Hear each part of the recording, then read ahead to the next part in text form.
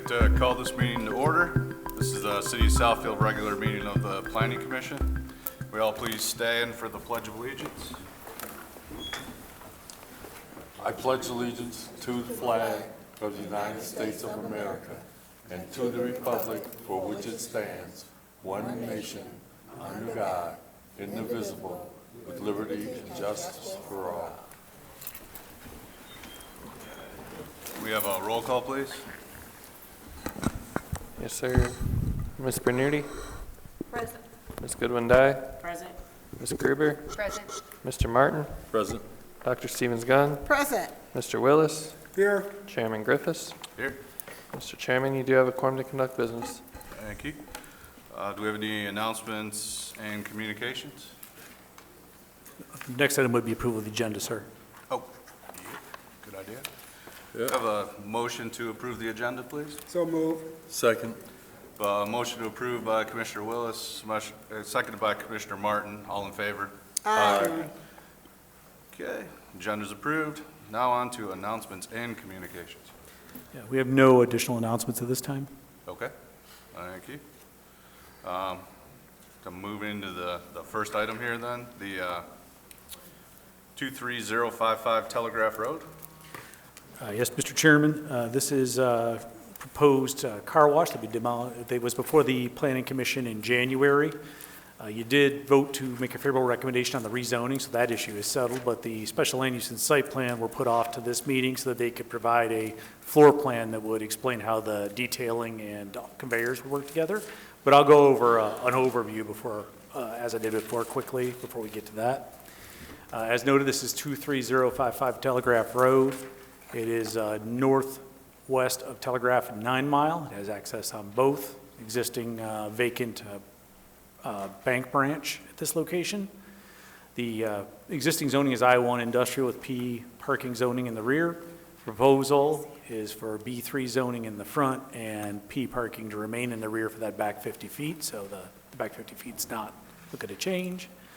They do have proposed hours of operation from Monday through Friday, 7 a.m. to 7 p.m., Saturday, Sunday, 7 a.m. to 8 p.m. Site aerial just showing the existing bank branch with its access off of 9 Mile and Telegraph. It's got 3 curb cuts. It's a demolition and complete reconstruction. This is just the existing bank site, which will be demolished and redeveloped. The existing zoning and layout that is part of the Southfield Technology Corridor.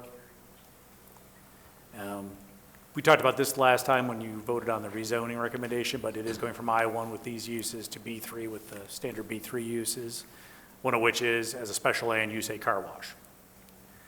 Whereas the I-1 does not allow car washes, therefore the rezoning was necessary for the project to proceed. We have a site plan here. As you can see, you can enter off of 9 Mile and enter stacking on that direction, or you can come in off of Telegraph and enter a dual lane that stacks in and goes into the car wash at the rear. The exit toward the front, toward Telegraph, and exit out toward Telegraph as well. The loading zone is in the back in the bypass lane. The dumpster enclosure is also in that rear area. The rear area of the property that's still in P is going to remain just a drive aisle and landscaping. Just a close-up of the spot here. You can see some solar panels on the roof. The structure of the car wash entering from the west, exiting to the east. The vacuum stations along the building there on the walkway, and the some EV charging stations there on the north, opposite that on the would be the north side of the site. This is the revised floor plan. So they've got it where the cars enter in from the rear. They go to the right into that car detailing area, so that they're not with trench drains, so they're not blocking the conveyor line while they're being detailed. There is a detail lounge area for the detailing right here. So the people cars getting detailed can stay in this lounge with its own bathroom, so they don't have to cross the car wash to get anywhere. And those who are not using the detailing obviously would just go through the conveyor wash and exit. There's a customer sales area up in the front with another restroom, but the detail customers actually have an area right here off the detailing location now. And that does seem to be a relatively rational and functional. And we had a couple of concerns of one would block the conveyor line entrance, and two, would the customers waiting for detailing have to go through the car wash to get to the customer area, and that seems to have been resolved in this plan. Elevations of the building we looked at last time, these have changed. That's the south elevation and west elevation. We have the north and the east, and a color rendering. It's what it'll more or less look like. And we do have the petitioner present to speak as well, and there is a public hearing for the special land use. There is a public hearing? But that'll be, probably have to let the petitioner comment. Before we get started, I see there's a long list of people that signed in for public comment. There's a number of items on the agenda tonight that are just regular public hearings, so you can just, when the public hearing's open, you can approach the front in order and have a chance to speak. There's a section at the very end of the agenda that's for public comment. That would be what you would sign into the sheet that was listed outside. So sorry if there's any confusion on that, but we're going to take each item in order with the appropriate public hearings as they come along. And then towards the very end of the meeting is a general public comment section that we'll read off the list of the public that signed in. So returning on back to the item on Telegraph Road, 23055. Can you please, again, just for the record and for the public present, just give us a brief description of your project, address some of the concerns we had and how you've changed them. Sorry, Mr. Chairman, I was mistaken. There is not a public hearing required. You had the public hearing at the last meeting in January. That is For this, okay. for this item. For this item, we already had the public hearing on the car wash, so please just recap the project, the improvements you made to, address our concerns and questions, I guess is where we're at.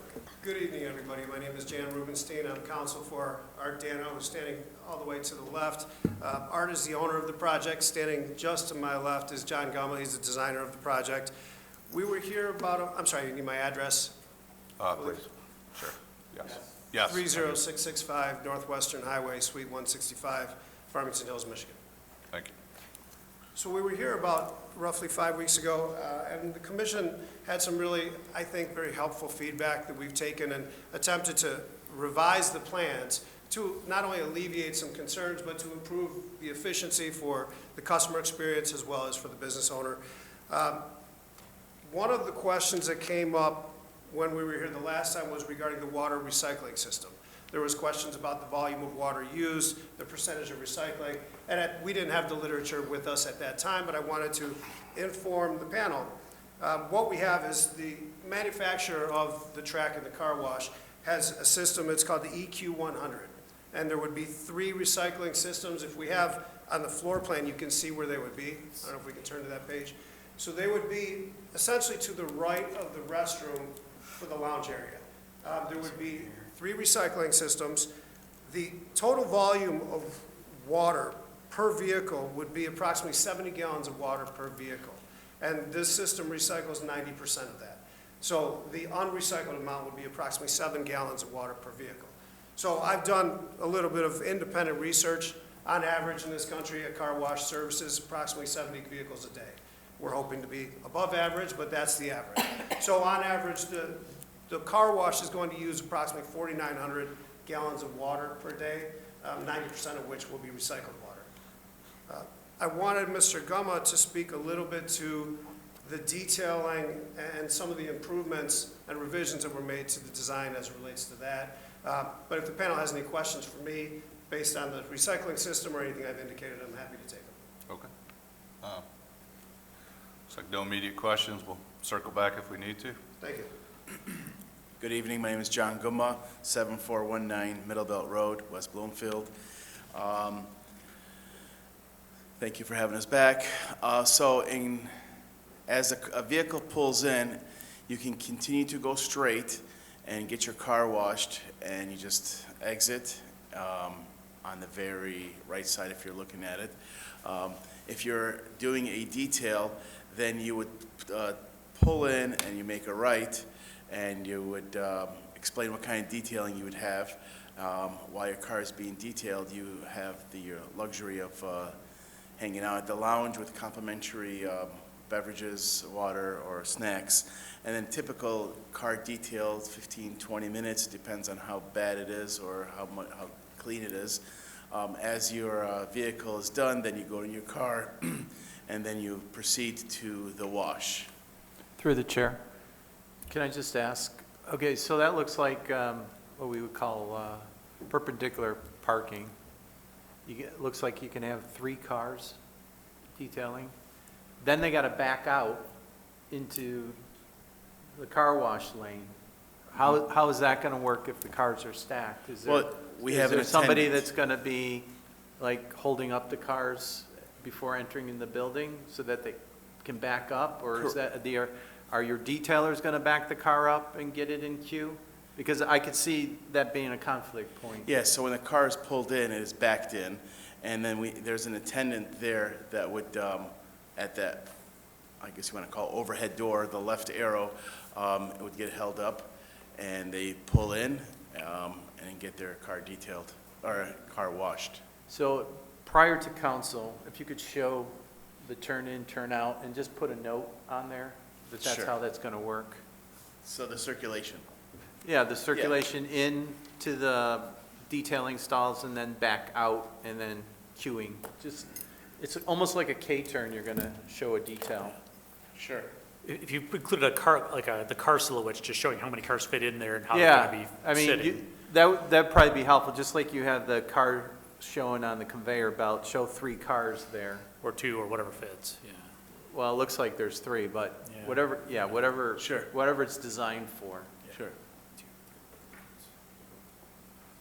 Thank you. That's really it. Okay. And then, maybe one of the other items was the handicap accessible bathrooms on both sides so that the customers don't need to go through, if I remember. the Yeah, other we concern. addressed that, we had that. We Okay. had that in there. All right, thank you very much. Thank you. Well, we've already held the public hearing on this item last month, so we'll open it back to the commission for any comments and questions. Commissioner, Dr. Stevens-Gunn. I have no comments nor questions. I'm looking forward to the car wash. Thank you. Commissioner Martin. Sorry. Can you repeat the hours once again for me, please? The hours of operation? Monday through Friday, 7 to 7, Saturday, Sunday, 7 to 8. That's what we discussed at the last meeting. Okay. And got the handicap parking. I have no other questions. All right, Commissioner Willis. Thank you. My question is, number of employees you anticipate? Number of employees, you said? Yes.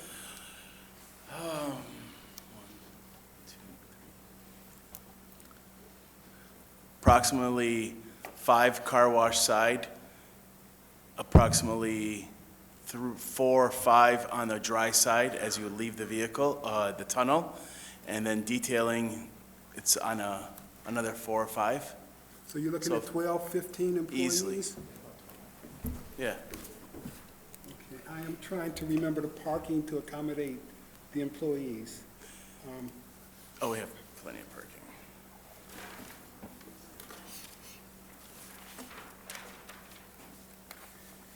We have,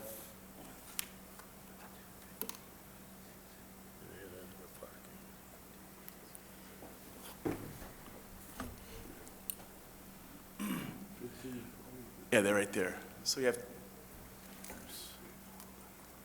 15 of are, depends. So you have 14 cars parking in the very back, correct? And that would take one section, leaving about 15, 17 other. Yeah, but that's that's not a full, that's a full shift. What I'm saying is that those employees are not there at the same time. Okay. Thank you. I think that's a creative use of the building. Thank you. Thank you. Commissioner Grube. I just have one question. Is the detailing by appointment, or are people just going to drive up and say, I want my car detailed? We haven't got that far, but I Oh, think it's okay. going to be appointment. The intention is for it to be by appointment. Okay. I would imagine if there's availability, Yeah. then they would take a walk-in, so to speak. Okay, so then you know you're never going to have more people signed up than you have spaces. Correct. That was the Yeah. question. Thank you so much. Good luck. Thank you. Commissioner Goodwin Dye. My concern is, going along with Mr. Crowe, you are on a conveyor, correct? Correct. And you get people coming in here. Yes. Is that conveyor going to stop?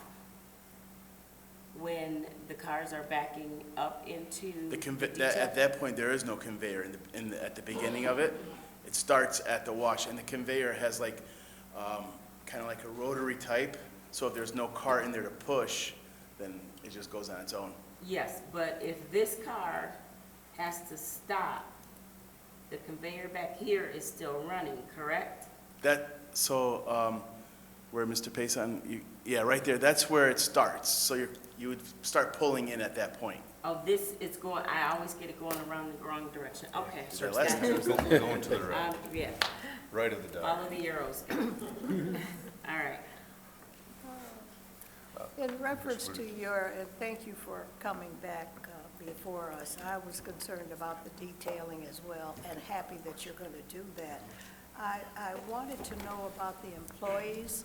Will you consider first hiring employees from the city of Southfield, if that's possible? Yes, of course. And your time of operation? Time of operation, Yes.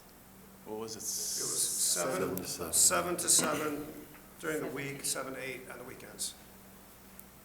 7 to 8 on the weekend, that Correct. includes Sunday? Correct. Okay, thank you.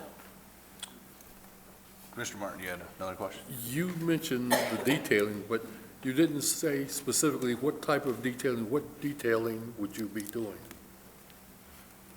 So it's basically like your, not heavy-duty shampooing, nothing like that. It's your, somebody who's elderly, senior citizen that does not want to be outside and shop vac their vehicle.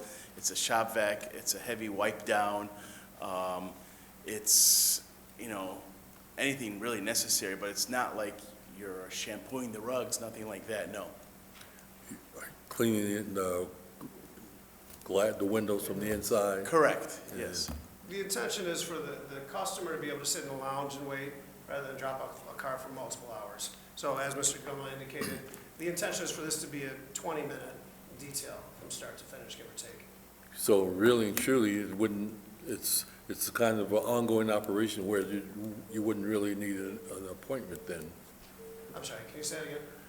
It would be more of a quick process so that you really wouldn't need an appointment to have your car detailed if you turn them over every 20 minutes. The intention is for this to be by appointment. I mean, that will help Mr. Dano to know how many employees have to be on the detailing side of the operation at a given time, how busy that's part of it would be. But as I said earlier, if there's availability and there's employees able to service that vehicle, I presume that they would take walk-ins. Okay, you have the ability to come in, request detailing, not have the time available based on cars being there already. You have an escape plan for the vehicles that are there to be detailed that can't get detailed?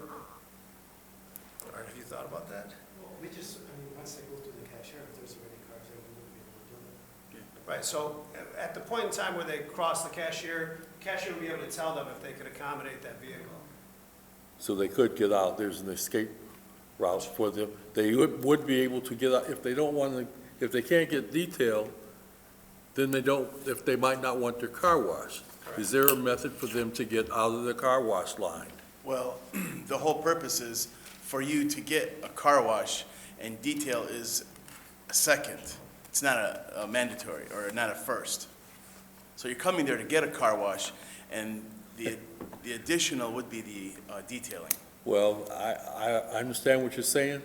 If I want to get my car washed and detailed, I want to get it detailed and washed, not one or the other. So you see my point now? Yeah, well, you would pull in, and you'd request that service at the attendant, and if the detailing's not available, you'd turn around. Okay, where is the attendant? Could you? It's the pay station. Yeah.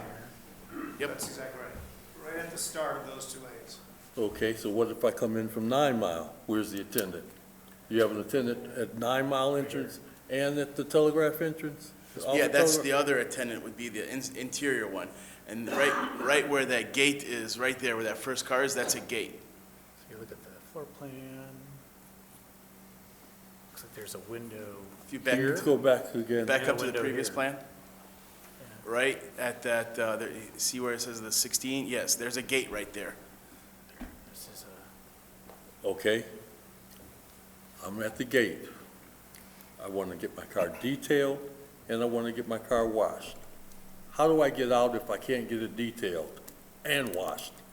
I want to get detailed. You see, if Well, I go we'd to a car probably wash. turn you away for the detailing, but you'd come in for the wash. At the time, we don't have an attendant to detail it. I think this may be more of a site plan comment too, which would be there. Yeah, next you have item on no the escape agenda. route for me if I want to get both, a car wash and detail, and I can't get detailed, I'm not gonna get my car washed. So how do I get out? That's my question.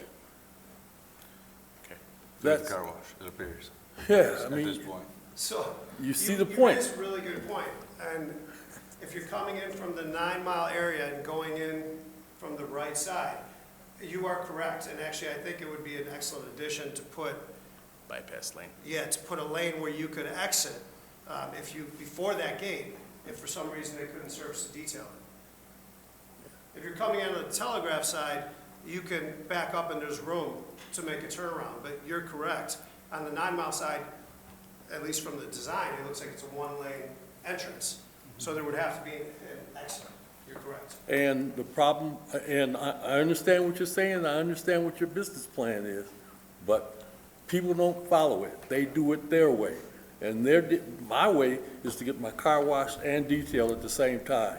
If I go there without making an appointment and I can't get it done, I'm not gonna get it washed either. So you need an escape plan. You gotta have an escape route. You're 100% right. Now, I'm just pointing that out, so that's something that you're gonna have to be able to explain to city council, not us. Yeah. no, And you have to that's have that actually a in your really plan, good yeah. point. And to the planning department, is this relevant to the special use portion of this conversation right now? Maybe I know it's It's a coming. site plan. In this particular case, because the special land use deals with traffic circulation, yeah, I Okay. think in this particular, if we were talking about what kind of plans you were putting in there, no, that's a site plan issue. But I do think that this, we look at traffic circulation going hours of operation. So I do think in this particular case it is pertinent. And it'll just translate into the site plan part as far as, recommendations. Okay, thank you. I thought we were doing the site plan review. We're still on, Sorry. the first item. So, we can talk about it, I'm Yeah. just trying to make sure I- we're supposed to be talking about it Yeah. now. Were you finished, Commissioner Martin? I'm sorry, yes. Close enough, had it. Any other comments, questions? Okay. As far as adaptively reusing a former bank site as a car wash, this one seems like a good one. It's a large site, you got entrances to 2 major roads, so from a special use point of view, it makes sense to me. Do we have a recommendation from the planning department? Yes, Mr. Chairman. The planning department is recommending favorable recommendation of the special use request. I'll just summarize here. We do find that it's suitable in the general business district to which this is requested to be rezoned. Its location, size, and periods of operation are consistent with the other auto-oriented uses in that area along Telegraph. Vehicular traffic, at least generated by the use on the adjacent roads, would be not adverse. There is a question of some internal circulation we just discussed. And then not adverse to safety, health, and welfare. Should generally provide security and safety to the general public and employees as an operating use. We would have the conditions where it is subject to the approval of the rezoning, obviously, subject to the approval of the site plan by city council as well, and then the hours of operation, Monday through Friday, 7 to 7, and Saturday and Sunday, 7 to 8. Okay. If I could, through the chair. Yep. Mr. Payson, was the rezoning taken care of last month? They actually voted on it and made a favorable recommendation last month. For the record. Yep.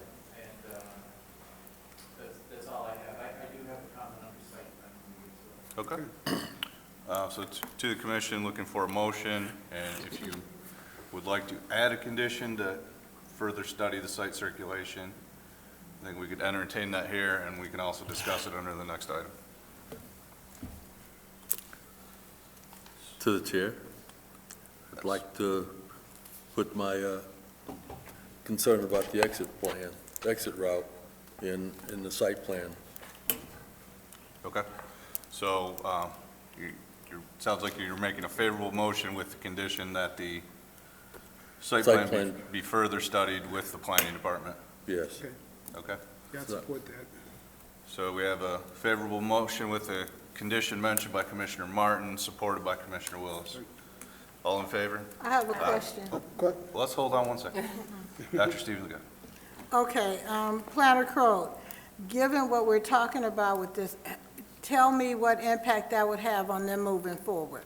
Well, if you look at, I think it's item 4, that's why I said special land use deals with vehicular traffic. So I think the special land use, we've discussed that, and it's subject to it not having an adverse effect. So I think you can grant the special land use, and then we can get into more details at the site plan level.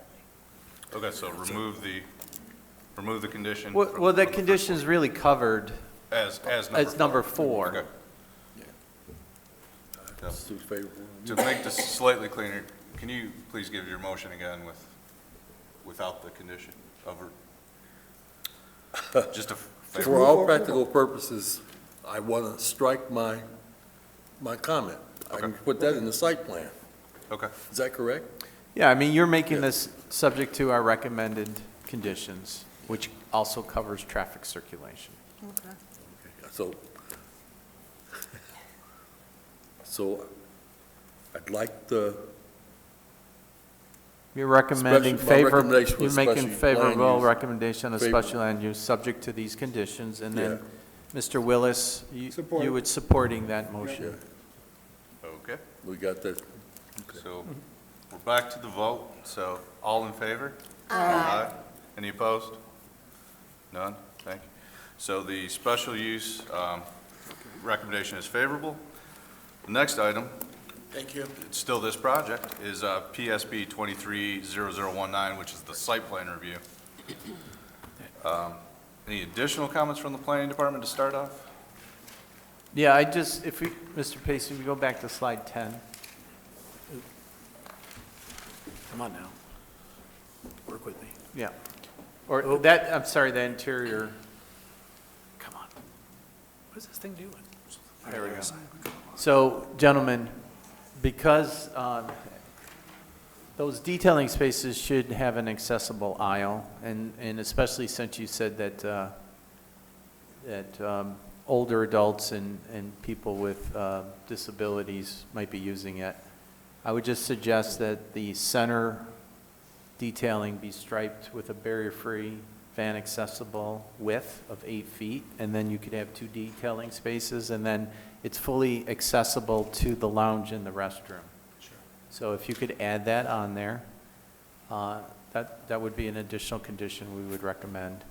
And then if the planning commission's comfortable, they could direct that circulation issue to be administratively reviewed by our staff prior to it going to council. Unless there's anything else you want to talk about in the site plan, but that would help with the recommendation moving forward on the site plan. Okay. Any other concerns to that end or otherwise from the planning commission? Can you go back one slide to where you had the color? Yeah, there.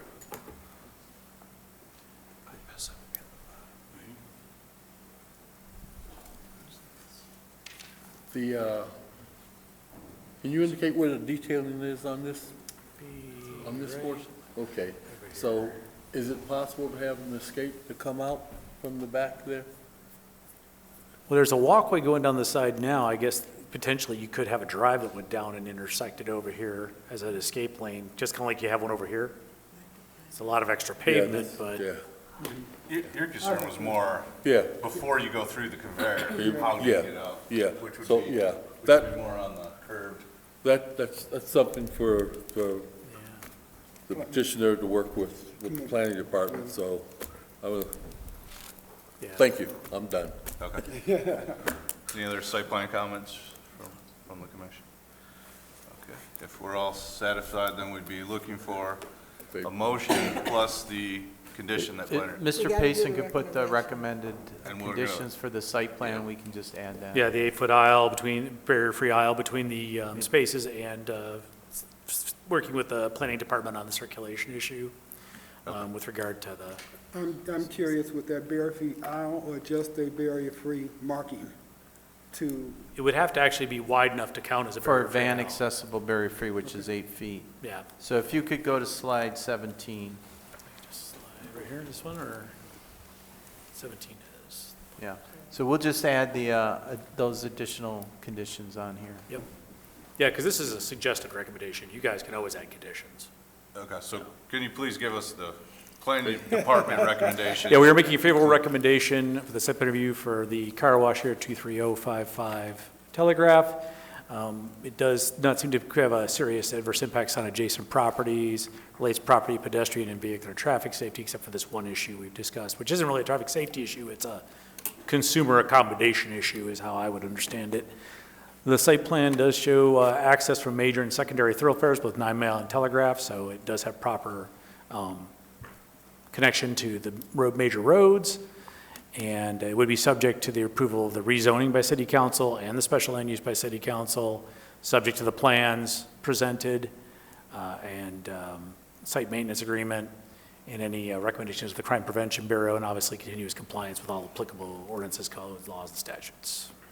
And then additionally, those two conditions would be the 8-foot barrier-free aisle between the detailing spaces and a resolution of this circulation concern regarding customers who may not want a car wash if they can't get the detail service, which could be a vehicular access, or perhaps it's by appointment only, would be the other way to resolve that issue, that you don't take walk-ins. If you don't have an appointment, you're not getting detailed.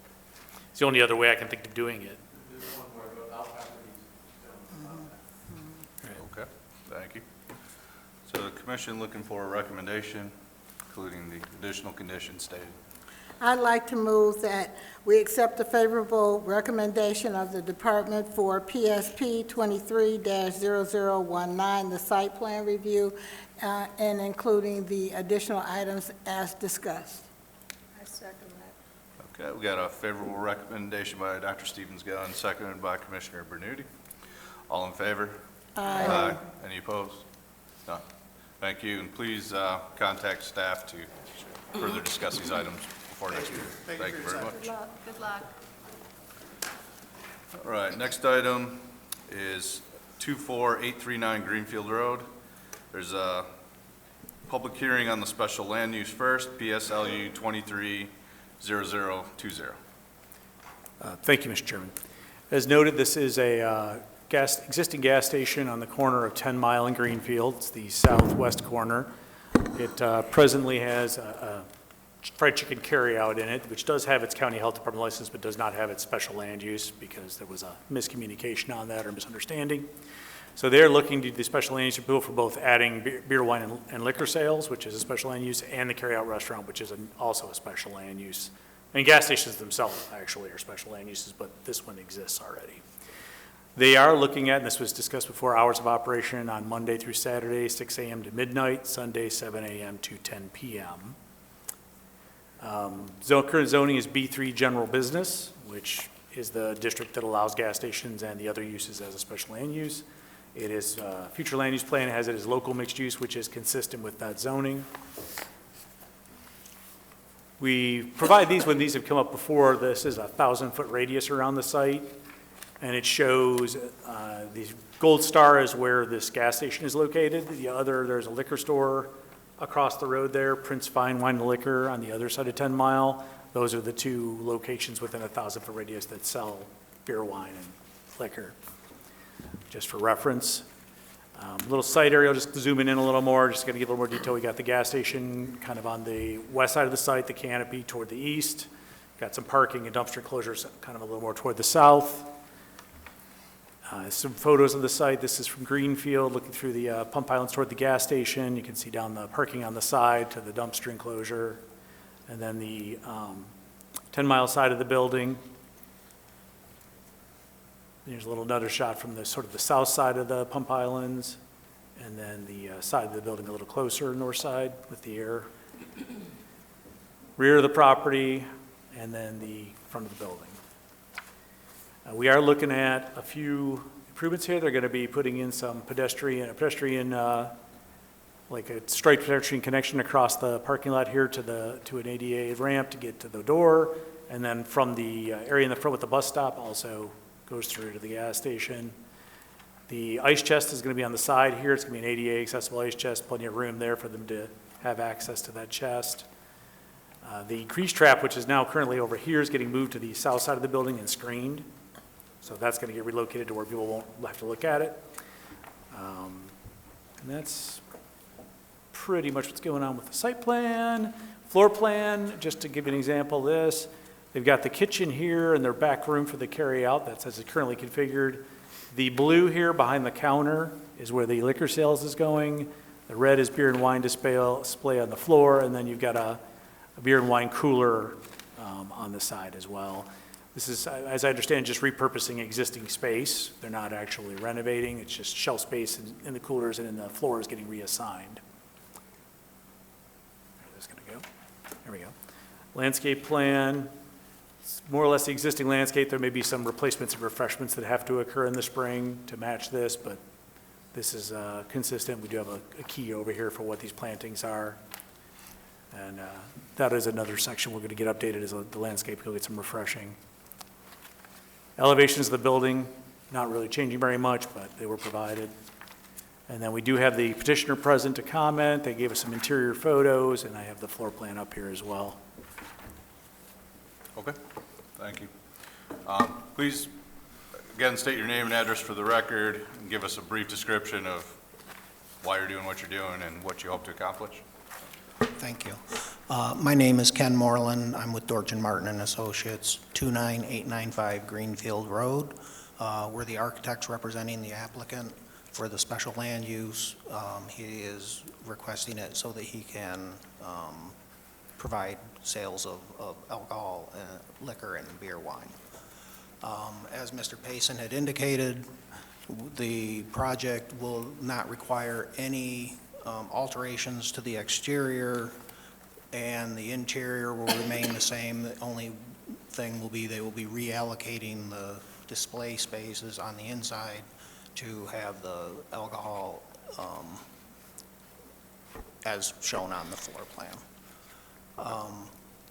We are making some improvements to the site with regard to accessibility from the public way, providing a bike rack and making sure that the ice chest is accessible as well. The project, they do meet all of the requirements of the ordinance, whether regarding parking and setbacks and the whatnot. So with that, I would open it up to any questions or comments. I am here with the owner, Mr. Yusuf, and his partner, Mr. Aziz, which they will be here to answer any questions or comments you might have. Okay. Well, we're going to open up the public hearing in a second here. If you could take a step back, and then we'll call you back up if we're ready. This is a public hearing. I'll open up the public hearing for this item at this time. Planner Crowe. Yeah, I just want for the public hearing, if there are a number of you who want to speak, if you wouldn't mind just lining up on either side of the aisle so that we can move things along, but we'll make sure that everybody has an opportunity to speak. Okay. And when you approach, you'll have 3 minutes to speak. Please state your name and address for the record. And first. Thank you, Commission. My name is Justin Hanna. I am a co-trustee of the business across the street, Prince Liquor and Wine Shop. The address is 15600 West 10 Mile Road, Unit 1A, Southfield, Michigan. Okay. My family opened that business 20 years ago. My late father opened the business. Now it's being operated by me and my mother as co-trustees. And, you know, we, as I mentioned, had opened that business 20 years ago. We hope to be around the city of Southfield for 20 plus more years. We're here opposing this special land use. I don't feel that we had adequate notice of this hearing. I only just learned about this hearing earlier today, otherwise we would have more adequately prepared our response. But in general, I don't believe that the area needs an additional liquor store. As I mentioned, we are directly across the street. There are party stores in 1 mile in any direction that you would like to go, either down Greenfield or down 10 Mile. There's also a Rite Aid across Greenfield that I believe serves beer and wine. So we don't feel that it's needed for that reason. We don't feel that it brings anything beneficial necessarily to the community. I don't know that it'll create any new jobs, for instance. And if anything, there's a possibility that it would, cause our business potentially to fail. I know that many of our customers feel these same sentiments. Many of those customers are citizens of the city of Southfield. We, again, did not have an opportunity to adequately prepare, and I don't believe they're necessarily familiar with this hearing. And I apologize, there was one more thing that I just wanted to mention.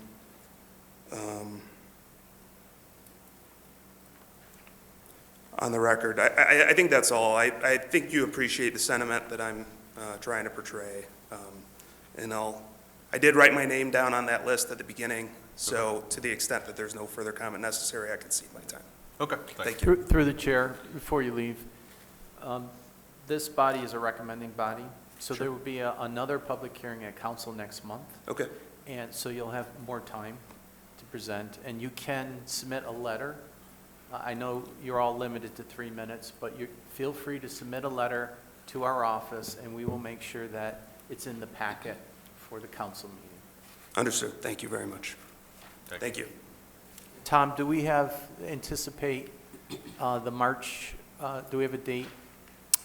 March 25th? March 25th. Yeah, I think it's March 25th. So- It's the last Monday of the month. So if everything goes through, it'll anticipate to be March 25th will be another public hearing, so you can be adequately prepared for that.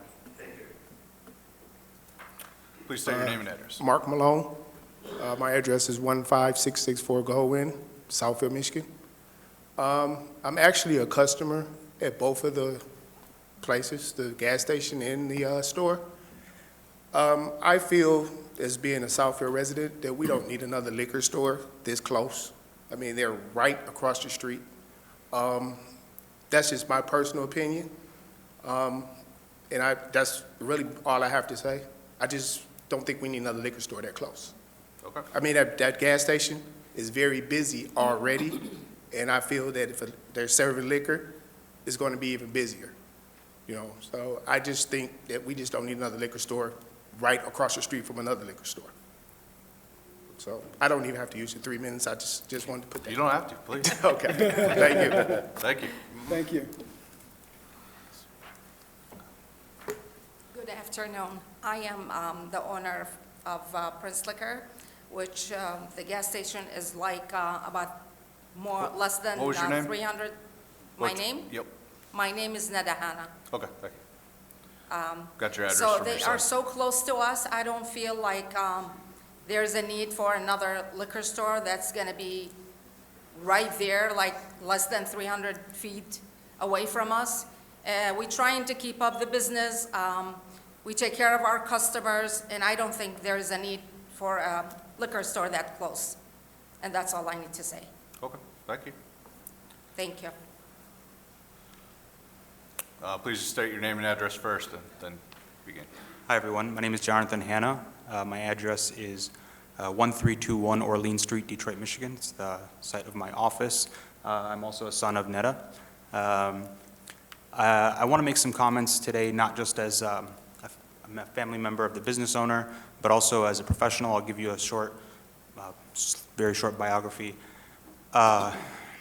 Born, raised in Southfield, attended Leonard Elementary, have been in business in Southfield for 20 years. Attended Oakland Community College in Southfield, where I met Dr. Lloyd Cruz, who wrote me a letter of recommendation to attend the University of Michigan to study architecture and urban and community studies. It also opened opportunities to attend Princeton, where I got my Master of Architecture, and I received a certificate in health and health policy from the School of Public and International Affairs. So I say this all, both as a concerned resident, but also as a professional who can make comments on these types of scenarios. So this is a special land use approval, looking for special approval. I have some notes here, if you would allow me to read them. So in regards to the gas stations as a special approval, the City Council review and approval shall be for the purposes of maintaining the health, safety, and welfare of the community. The City Council shall approve the use only after finding that the use is so arranged that the gas station will not adversely affect the normal development and use of adjacent property, and further, the gas station will be constructed in accordance with the following development standards. One of these development standards, number 15, for the record, the section is 5.169, and the number is 15. Ancillary retail sales and automotive and non-automotive products related to the primary use of gas stations shall be acceptable under the following guidelines. Automotive accessories such as windshield washer fluid, motor oil, wipers, scrapers, or similar as determined by the planning director. Non-automotive related products of single containers of various beverages and individual packages of sundries such as gum, candy, cigarettes, newspapers, excluding alcohol, liquor, beer, and wine, medical marijuana, and medical marijuana-infused products, etc. So, furthermore, there has been a master plan, this Sustainable Southfield 2.0 Comprehensive Design Master Plan, where the planners had specifically criticized what they called fringe food outlets, which include liquor stores and gas stations.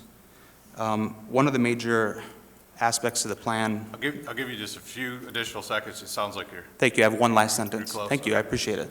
Access to the affordable and healthy food is part of the Healthy Communities design, and Southfield has many opportunities to improve through a variety of local regulations and programs. So I just encourage you, and it's my professional opinion, that we consider the health of our community.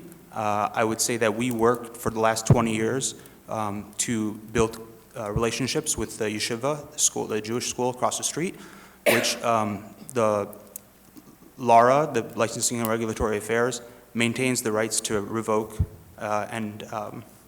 liquor licenses for being within 500 feet of schools. I don't know exactly what type of liquor license the gas station is seeking, but nonetheless, their parcels are within 400 feet of the school across the street. So again, in my professional opinion, and for the health and safety and welfare of our community, I don't think it's a good idea. Okay, Thank you. Planner Crowe, do we need to address the recently changed ordinance at this time? After the public hearing, we'll try to answer. Okay, thank you. Please state your name and address. Yes, my name is Brian Ross. I'm a resident at 16301 Fairfax Street. I've been a Southfield resident for over 25 years, and I do shop at that gas station, and I think their great customer service is more comfortable, more safe. You feel safe there, you know, they do secure their area. It's no loitering around the premises, and it's a one-stop shop. If we can get everything in one place, I think it'll be a very good place for safety on, you know, traveling and things of that nature, get everything in one place, and it'll be more comfortable and suitable. And I think it's nothing wrong with having no liquor at that place. And, you know, they have it in other suburban gas stations, and I figure I've been living here, so that keeps me, you know, comfortable at the residence that I live in at the moment in Southfield.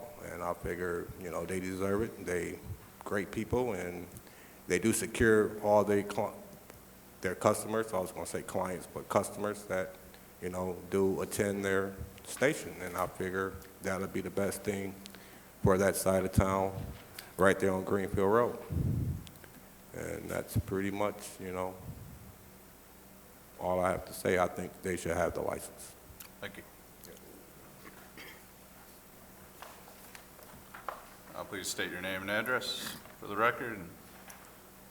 My name is Robin Thomas, Frank Thomas. We live at 16041 Harton Circle, Southfield, Michigan 48075. The reason why we're here to support the gas station because they're good to their people. I have never seen nobody had a problem over at that gas station for nothing. And I mean, they just good to us, period. for the business. Thanks. And to support the community. We've been here, been trading with them for, we've been here 30 years. And like the young man said before, there's no, haven't experienced any lottery or panhandling in the store. If it was, we probably wouldn't be coming there for over 30 years. And they're good people. I mean, Dave, Chris, you know, we like family. You know, we know each other very well. And Well, I feel like they family too. Because I mean, I didn't even know him, and all of a sudden, me and Chris started talking, and Dave started talking. It's like, when I see Dave in the store, I go in there, holler at him, talk to him. I mean, they're just good people to their customers. Well, thank you. Thank you very much.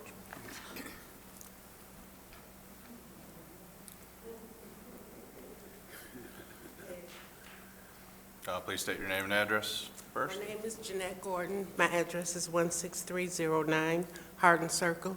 I've been a resident there for 40 years.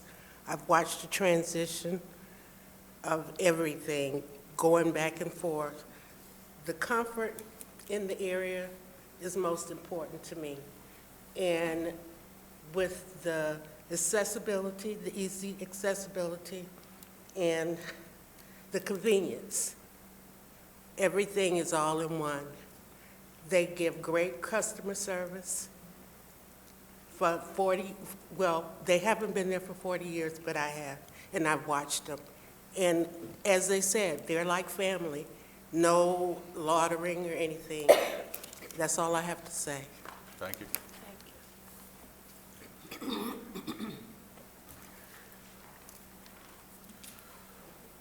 Hello. Good evening. My name is Maria Barber. I live at 20504 Charlton Square, apartment 110, Southfield. I'm new as a resident. I've been in Knob in the Woods, which is now Crossroads, for 2 years.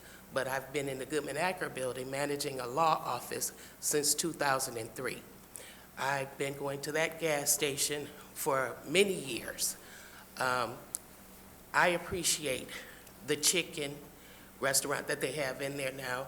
A lot of the attorneys and some of our clients purchase chicken there. It's delicious. I go there every day during the week.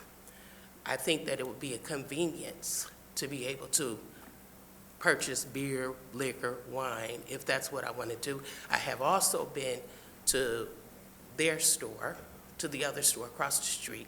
I don't frequent that store. It seems more of a specialty store to me. The gas station is a multi-use property, and I would like to be able to not have to make 2 and 3 stops when I can go to some place and get what I want in one stop. And like they said about Chris and the others, they're very polite, they're very nice. I feel safe, I feel secure, the place is clean, and I haven't had a problem finding anything that I wanted except beer, wine, and liquor. So that's all I have to say. Thank you. Thank you. So name and address, My name is please. Sean Jones. I'm a resident at 16300 North Park Drive. Been a resident in Southfield for over 10 years. I do frequent the gas station twice a day, usually in the morning and in the evening. I do go there, play my lotteries in the morning. And when I usually get off in the evening, I usually would try to go get a beer. I think their store across the street, they're closed.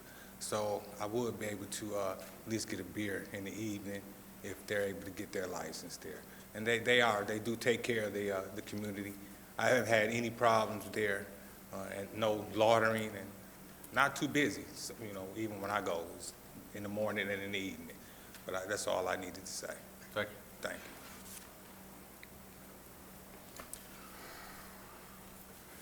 Hello, my name is Leonard Boyd, 16110 Templar Circle, Southfield, Michigan. I've been in Southfield, lived in Southfield over 35 years, and I go to both Princess Liquor and I go to gas station as well, and it's just a matter of having options.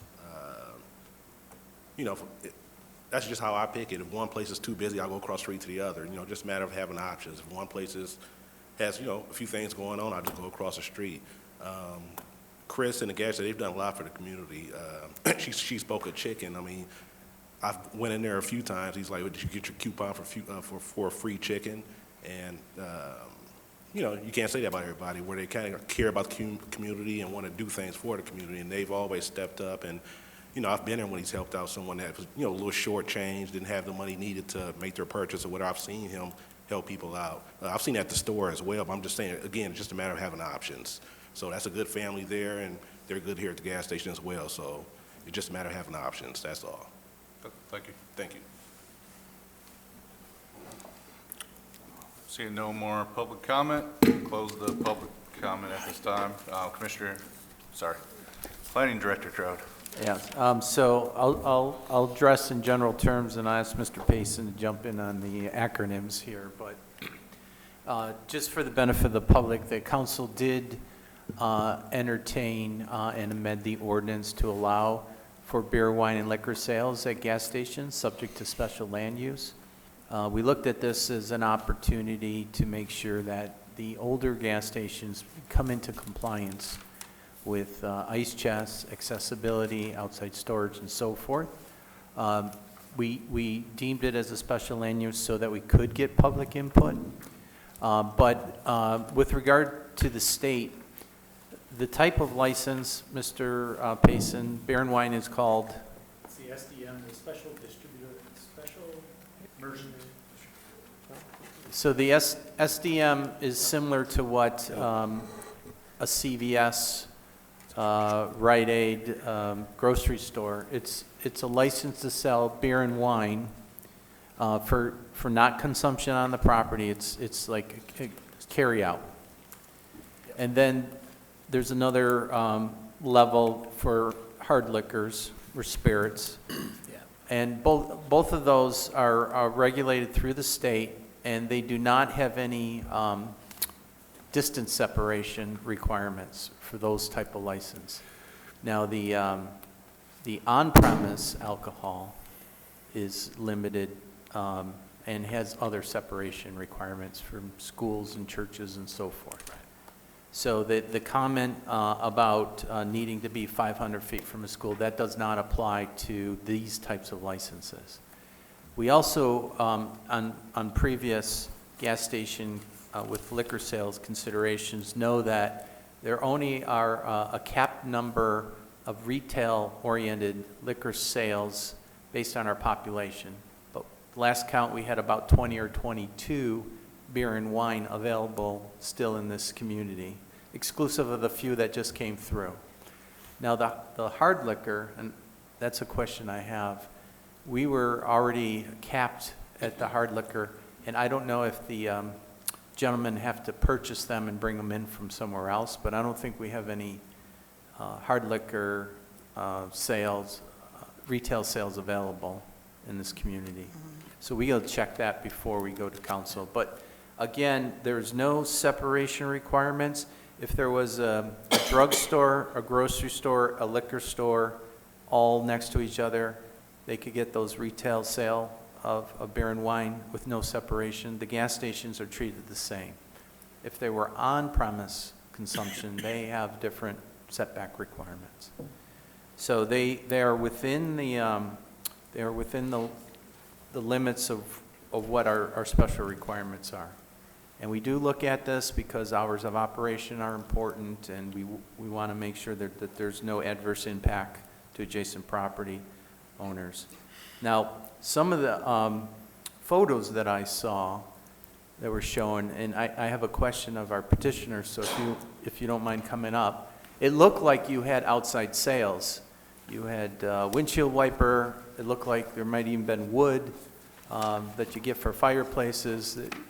So there shall be no outside sales. So if you look in the upper photo there, that looks like there's a number currently of outside sale items there, and that's blocking accessible route. Ice chest has to be relocated because it needs a 60-inch diameter turning radius for wheelchairs, and the doors have to be. So some of that will have to be cleaned up as a condition of approval.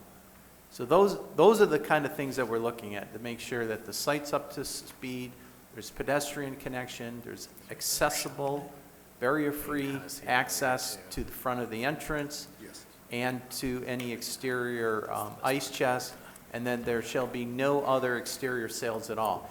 The windshield wiper, windshield fluid, those are only tied to if you had automotive repair. So that's an old standard, and most of these C-stores converted from the typical two-bay repair to full C-stores. So these are existing non-conforming situations that will have to be corrected if they're granted the beer, wine, and liquor sales. So if you could address, do you currently have a beer, wine, or liquor license that you're waiting for approval on, or what are your plans?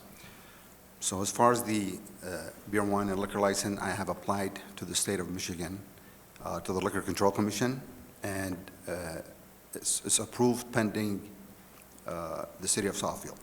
Right, but there's one license for beer and wine. Which I have applied for both.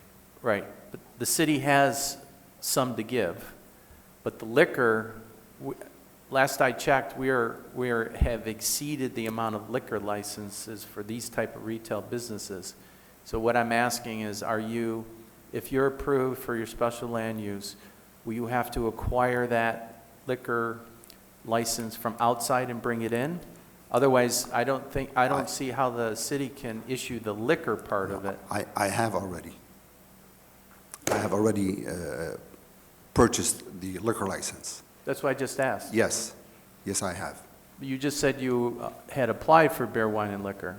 No, I applied for the beer and wine because it's through the city of Southfield, but I have purchased the liquor license. Okay, that's what I wanted to be clear, Yes. because I know there's no more to give. Yes. Okay, so subject to them complying with all the conditions of the special land use, and subject to the council approving it, then they would be permitted beer, wine, and liquor, should the state grant them the license. Okay.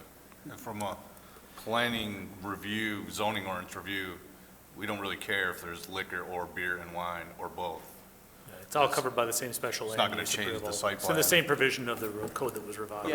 you asked me to explain the Yeah, no, I'm just verifying again, it doesn't really affect us today that he has to buy a liquor license or isn't gonna buy it. The city could grant them the special land use approval, but if the license isn't available from the state, they still couldn't He get. could get the license in 5 years, for That's instance, right. without change. That's Okay, right. thank you. I would say the main distinction in our code is on-premise consumption versus off-premise consumption.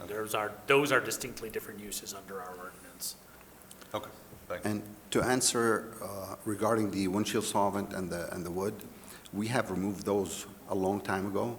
So if some of the members had went to the location a couple of weeks back, we have removed everything, and we put the ice chest on the back, on the side, I'm sorry, of the building, and it's wheelchair accessible at the same time.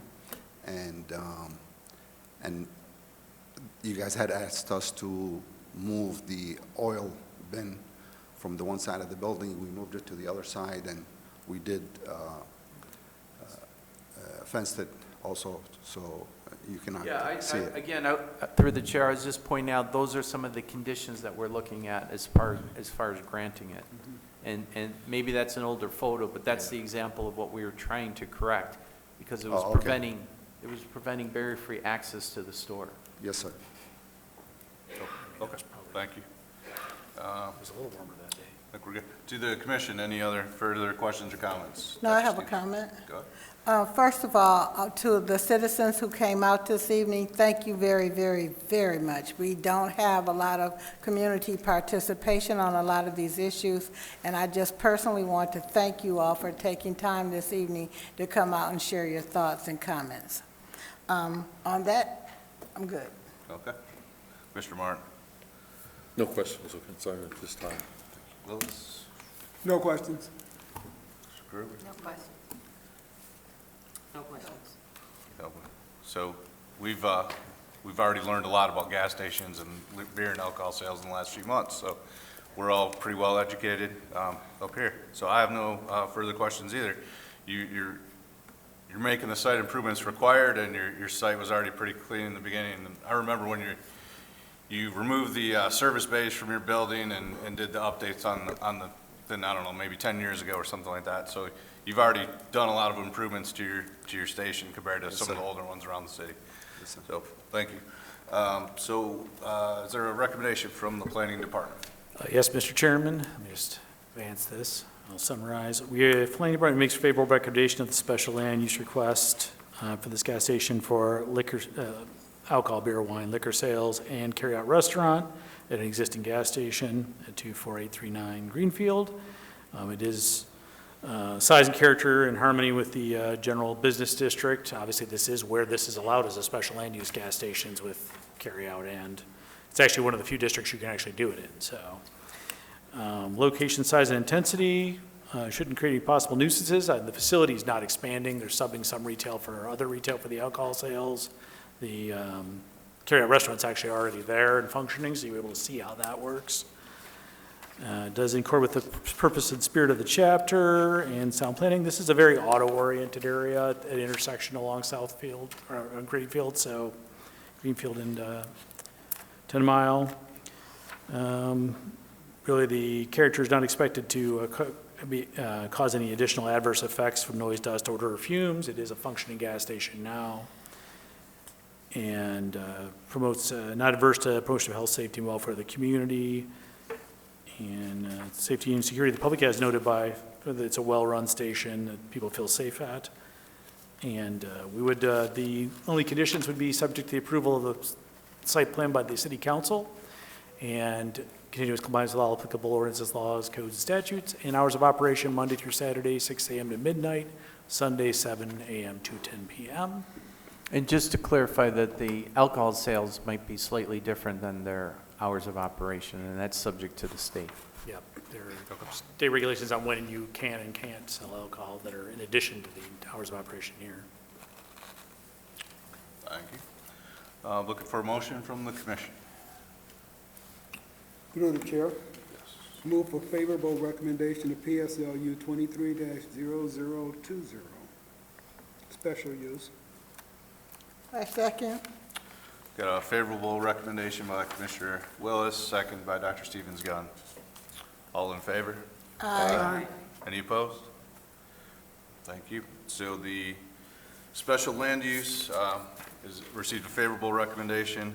The next item related to this project is the site plan, PSP 230020. Any additional comments from planning? No, just the, looking at the site development standards, the B3 generally have to do with having adverse impacts on adjacent properties and relating properly to vehicular and traffic safety and to access to thoroughfares. So those are the sort of the main considerations in the B3 because it is the general business district. We are looking at the conditions being obviously council approval of the special land use, conditioned on the plans as presented, prepared by Dorton Martin, compliance with any recommendations of the Southfield Police Department's Crime Prevention Bureau, and continuous compliance with all codes, laws, statutes that are applicable. Thank you. Planning Commission, any additional comments on the site plan? Dr. Stevens-Gunn.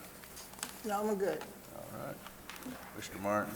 Just want to make sure that you're aware that you still have to post signage for identification and license, identification for the sale and purchase of liquor in the store. That's all. Commissioner Wells. My only comment is I will be there to purchase chicken. So with that, I wish you well. Thank you. Mr. Gruber? No comment. Commissioner Berdudi? Commissioner Goodwin-Dow? Skipped you? All right, coming back. Just a general comment. Seems like the gas stations in the city of Southfield they're on a tight site, but they're usually on a corner. So if they're congested, there's plenty of other options. You can move on down the road. That's been well documented over the months and months we've been discussing gas stations up here. But your site plan does meet all the rules of the ordinance. So you have complied in my opinion. Planner Crowe, did you have some? I don't have any. Okay.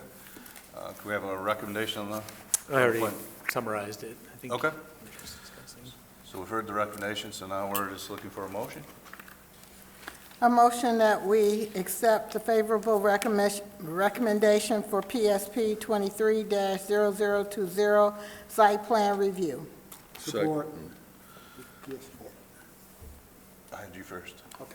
You're closer to me because I can. Yeah, you can. So we have a favorable recommendation on the site plan by Dr. Stevens-Gunn, supported by Commissioner Willis. Thank you. All in favor? Aye.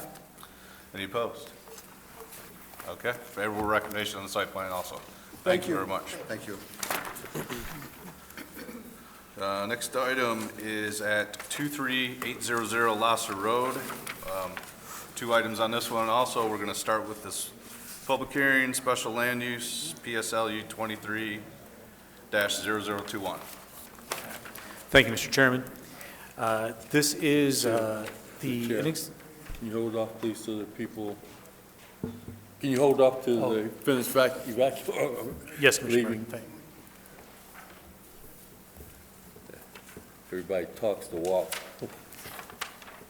Thank you, sir. We good? All right. This is the facility's at 23800 Lasser Road. It is a currently vacant church.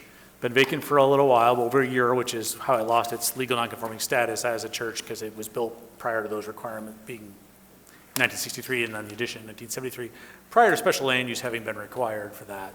So as a result of it being vacant for that amount of time, to reestablish a similar use religious and community center, it had to come and get this approval. Now, once it has this approval, it's good, it runs with the land. This won't happen again. It was just that the previous church just didn't have these approvals, and when it went vacant for over a year, it lost its status as grandfathered or legal nonconforming. So just kind of why it's in front of you.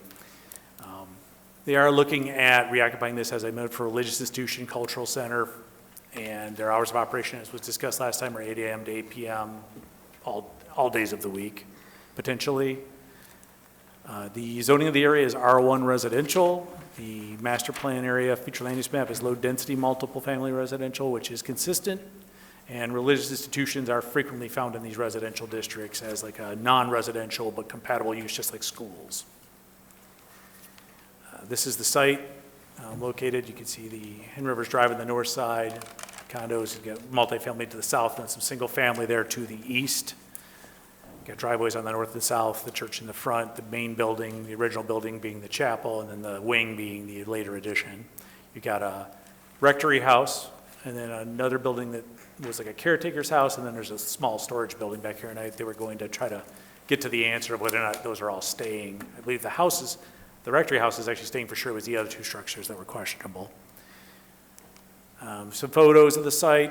On the top, you have the west elevation, the front of the chapel, and then the wing.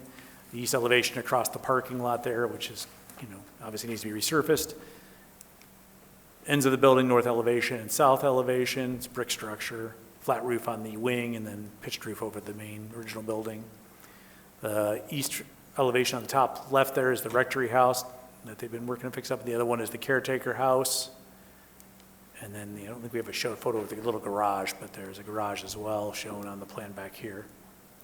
This is a site landscape plan. They are looking to do some improvement, they got some landscaping they're going to do along the edges of the parking lot. They're going to be doing restriping and I guess some surfacing of the parking lot. Obviously, the building needs a little bit of work, which was discussed last time. They did get there in the process or completed putting a new roof on the building at this point.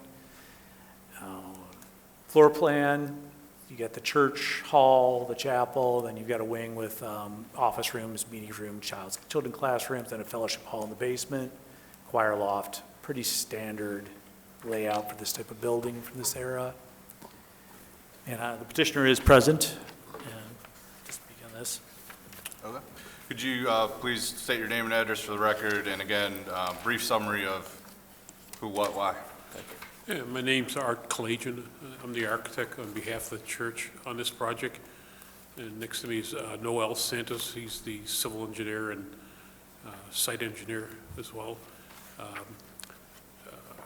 Our project is pretty much an existing project that's going to be retrofitted.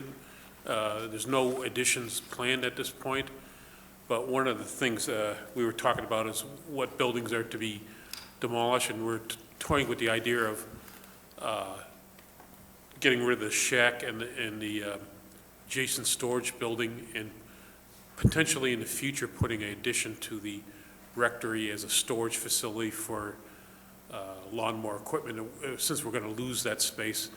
It was a consensus before the meeting. We had a little discussion about whether we should try to go with a storage building where it is now or where to put it. And my thought was to take the two outbuildings down so we have a large play area in the future for children and potentially a pavilion, outdoor pavilion, or for picnics that might be utilized in that large space to the northeast of the property. And anything that for storage would be in a future addition that could be tied to the residence. I'm not sure if that would require site plan approval since it's going to be part of the residence, but we're hoping that, if we go that route in the future, that could be done maybe administratively without going through this whole process again. Through the chair, if you get your special land use and your site plan, Yes. and it's within certain guidelines, we can do that administratively. Okay. It's based on the size. So the main intent, I guess, immediate intent is to beautify the area, bring the parking lot into a nice aesthetic and workable surface. The building's getting repaired right now. It's mostly damaged through the roof leakage, and spaces itself are going to be cleaned up, and there's going to be less crowded areas within the church itself. We're trying to make it where it fits roughly about 300 people total occupancy of the building. There's plenty of parking. We're going to exceed the parking by plus or minus 30 people, roughly 30% more than what's required, but that allows growth in the future if there is any. So since there is the existing hard surface there, we just want to maintain the existing hard surface, not add to it.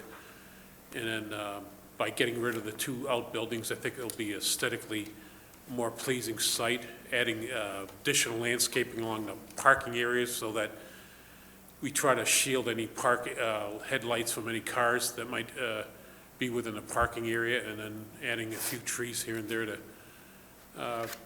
supplement the existing landscaping. So basically what we're trying to do is bring the existing building back to conformance as much as we can to code.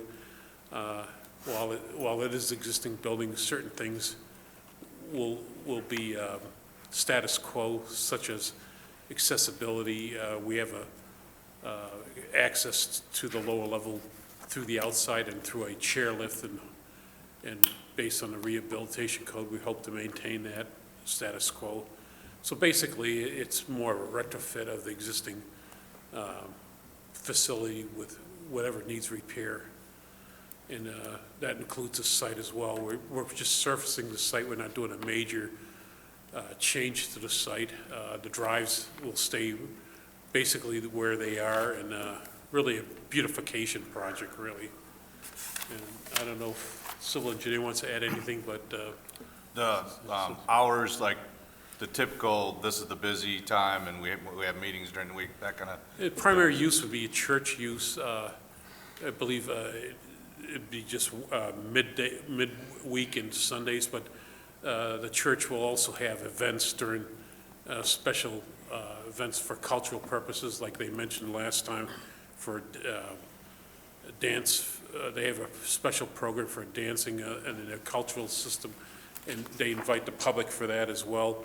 So that I think they were having it here at the City Hall at one point at the pavilion, so it'll be moved to this facility, but more or less 90% of the time would be used by the people themselves, but there might be special events that would be, the public would be invited to. And the hours are I don't think there's any specific hours of the church operation other than the morning and potentially evening services midweek and Sundays, I think. I think the weekdays are by appointment only, so it's basically if somebody needs to use the place from the community, that can be accommodated, and that's again by appointment. And activities will be substantially during weekends, church service and some Sunday school. Okay. Thank you. Well, this is a public hearing, so I'm going to ask you to step back for a bit. Open up the public hearing at this time. If anyone would like to speak on this item, please come forward. State your name and address for the record. Seeing no public approaching, close the public hearing. Commission, any questions or comments on Dr. None. Stevenson? Mr. Mark? None. Mr. Willis? Planner Crowe, I hope I'm not spilling over with these questions, but I believe the last time we talked, you said that you're going to raise 2 buildings, repair the principal building, and that someone will be living in the house. I probably need them to come up to the...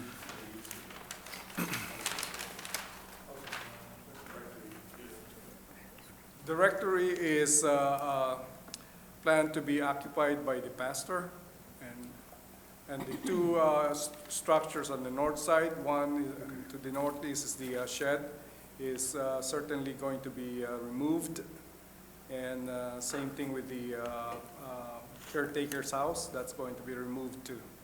Okay, so the rectory is the building I'm talking about. The person who is going to occupy it, who did you say that was? The pastor.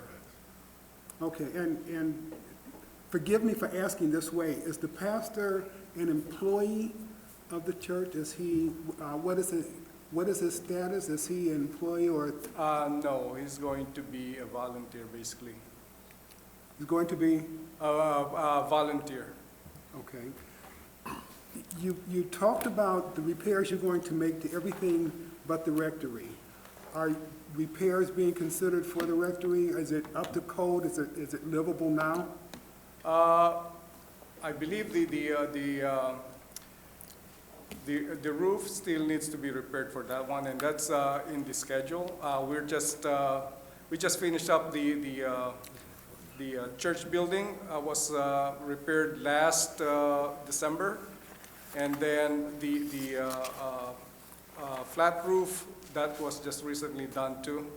So now they're going to be jumping to the that rectory as soon as the weather permits. Okay. You're using the same contractor for the rectory as the other construction? The one for the church and the flat roof, that's the same contractor. Now the rectory, I'm not quite sure. I can ask one of our members here if that's going to be the same, if I could. Is that the same contractor? I think since it's residence, it might be different. Does it same? It's not. Yes. Just I guess it's not really, probably relevant to, It's not really. to the company. Yes, same contractor. I just want to make sure that I'm giving you the correct answer. And I think our principal concern is if you're going to have the building with a person living there, I want to ensure that it's habitable, that it meets whatever code inspections, that, you know, that it is a safe place and so that that person is there too. So I heard the other plans. We're going to build this, we're going to tear this down, but I hadn't heard anything about the rectory. And if that is part of the plan to make sure that it's habitable and just habitable, then I think we're good. Certainly the rectory, I'm sorry if I was kind of assuming that, you know, we have already planned it out that rectory is going to be staying, and therefore it's going to be cleaned up and all the repairs done before it gets occupied.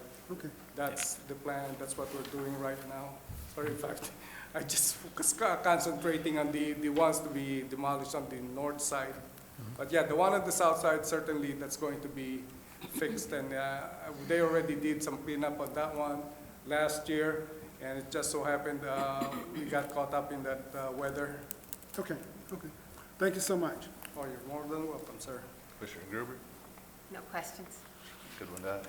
I'm really happy that you're reusing it. I've driven by it for years, and it's like, okay, somebody gonna, you know, do something with it. So I'm really happy that you're, you know, taking a chance on it. Commissioner Bernard? sentiments, exactly. Right. Yep, it's always great to reuse and reoccupy an existing building before it's lost. It sounds like this one went pretty far into disrepair, but as long as the plan is to bring it up, that's good with us. Do we have a recommendation from the planning department? Yes, Regarding the special Mr. land Chairman. use? We are recommending favorable recommendation of the special land use request of Philippine American Cultural Center to permit the vacant church to be reused as a religious cultural institution. It does, as these uses typically do, suit the residential character of an area. Churches and like neighborhood schools are a common feature. The subject property is located as not to hinder any natural presumed residential development of the area, excuse me, and is not negatively impacting any woodlands or wetlands. It's a buffer transition area between residential and non-residential in a way that it isn't, because it's along the road and there is residential further to the east. And it is a relatively acceptable neighbor to the multifamily to the north and south as well. Proposed use in accord with the spirit and purpose of this chapter, not inconsistent with or contrary to the objectives of sound planning. Obviously, it's been a church for many years. The residential around it, much of it was built around the church. The multifamily to the north and south, I think, are newer than the churches, actually. Not likely to produce any off-site adverse effects from dirt, glare, odor, or fumes, given the nature of the use, and not adverse to the promotion of health, safety, and welfare of the community, and would be subject to the approval of the site plan approval by the city council, continuous compliance with all applicable ordinance, codes, laws, and statutes, and hours of operation would be listed as all days of the week, 8 a.m. to 8 p.m. potentially. Okay. If I Commissioner Wells. Thank you. And I'm not sure, this is probably the appropriate time. I would suggest that we ensure that the rectory is habitable as part of a review by the department.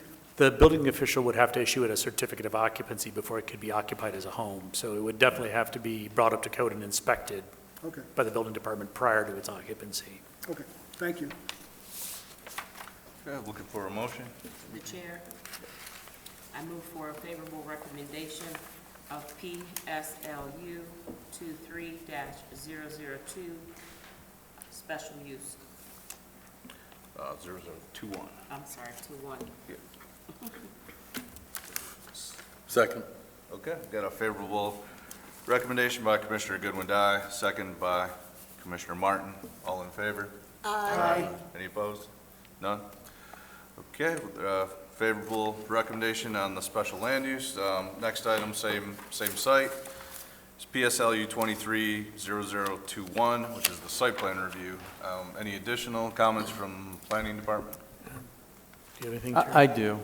I just, I want to, if you wouldn't mind, I don't think that the parking calculations have been done correctly, and I just want to make sure that we're all on the same page, and we can deal with it administratively, but when you said that you had excess parking, the first thing that pops in my head is that, as you know, because we're trying to reduce impervious surface, you can't have more than 20% of what's required. And you're showing on your plans that you require 68 spaces and you provided 100, which is in excess of the 20%. But I don't think that the calculation was done correctly. Yeah. In The staff did an alternate calculation. It's in our data sheet. We have them as requiring 75 spaces. Just to hear me out here. Mhm. So the church pews area, 26 pews at 15 feet, that's 390 linear feet, divided by one space for every 6 feet, that is 65 parking spaces. The Cultural Community Center, your fellowship hall, you're stating that based on the table chair area, that can accommodate 221 persons. You have to have, for every 3 persons, you have to have an additional parking space. So there's 74 spaces required for the fellowship hall alone. So that's 74 plus the 65. Your office space requires 4 spaces for every 1,000. You have 2,600 square feet, so it's 2.6 times 4. That's an additional 15 spaces. So I'm already at 154 required spaces, not including the classroom size. Now, you're saying that you have 100 spaces provided, and we have no problem land banking the additional required. It's at least 54, and it's probably a little higher when we start looking at, because with religious institutions, it's the number of, it's either 3 per seat occupancy or 6 feet of pew, bench, plus accessory uses. So we have to look at the office space and then any other usable space in there. So we'll have to come up with a reasonable, if you have 1 teacher per classroom, we'll require that. So you're probably in the range of 154 to maybe 165 required, 100 provided. You're going to have to show a land banked area for the deficit or seek a waiver. Well, with most churches, I've done multiple churches. I'm not sure if Southfield's any different than the other communities, but generally they grant, if the fellowship hall is used by the same people, they usually go by the capacity of the sanctuary as the rule of thumb for parking, but they don't really add additional for fellowship hall, and that was my intent when I did the parking. In Southfield, we look at if you had all the activities happening at the same time, what's the maximum parking that would be required? So you've indicated, I'm not questioning that you're saying your fellowship hall could hold 221 people. And I'm not debating that. Yeah, that's for means of egress purposes more than anything else. Well, it goes by either seats or occupancy. You have to have, for every 3 seats or occupants, you have to have 1 space. So that's why there's 74 required. There's 65 required. If the church gave you a letter saying that it wouldn't be occupied in conjunction with the sanctuary at the same time. That's not how we've done things here. We look at maximum occupancy if everything's full. Well, I'm not penalizing you, I'm just saying that the calculations are not per the way we do it, and you could either land bank those 54 spaces, or whatever we come up with, just show it as future if needed, just show that you can accommodate it on your site, or you could seek a waiver, or a combination thereof.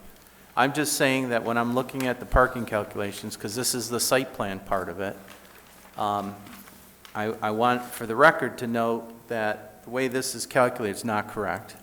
We can get it worked out by Monday when it comes back to council for study, but you're either over or you're under, and I believe you're under, but there's a remedy by land banking it, and we don't want to have excess impervious pavement if we don't need it.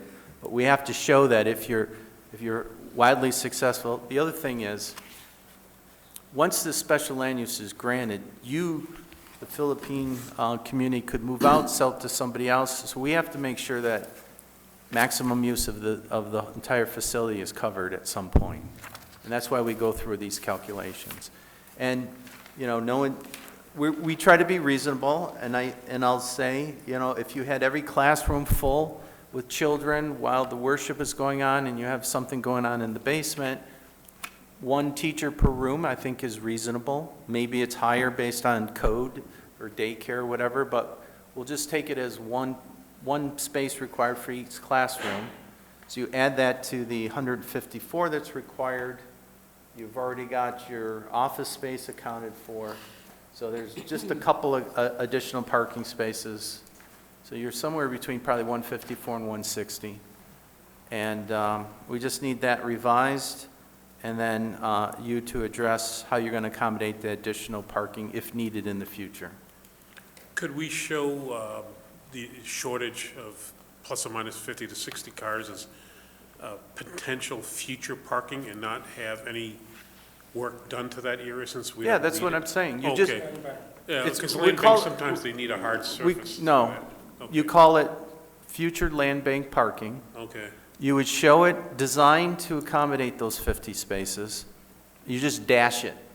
Okay. And you don't have to do anything else. You just have to show on the plan that it's been addressed, that you can do it if you need it, but you don't have to provide any pavement or anything at this time. Just show that it works. Okay. Very good. So that's really my only concern. I think that by occupying the building, they've already shown a commitment by fixing the roof. the fact that the parking lot's in terrible shape and they're going to repave that. That existing shed or whatever's is not up to code. So we're in favor of the religious institution. We're in favor of them making these improvements. I just have to make sure that they're accommodating.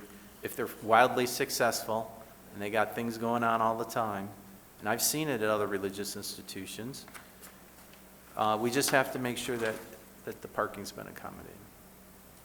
So that would be my only additional condition, is that they'll have to submit revised plans addressing the parking.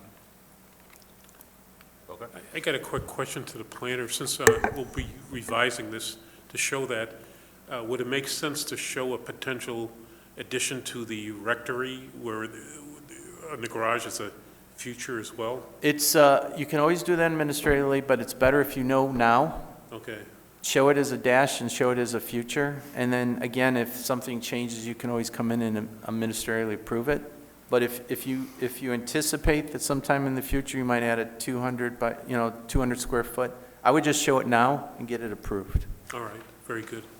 Yeah, because if you can't come up to the number, you have to get a waiver from the zoning board of appeals for what you're missing, so. Losing these scattered buildings on the northeast part is going to be helpful, I would assume, to your parking layout.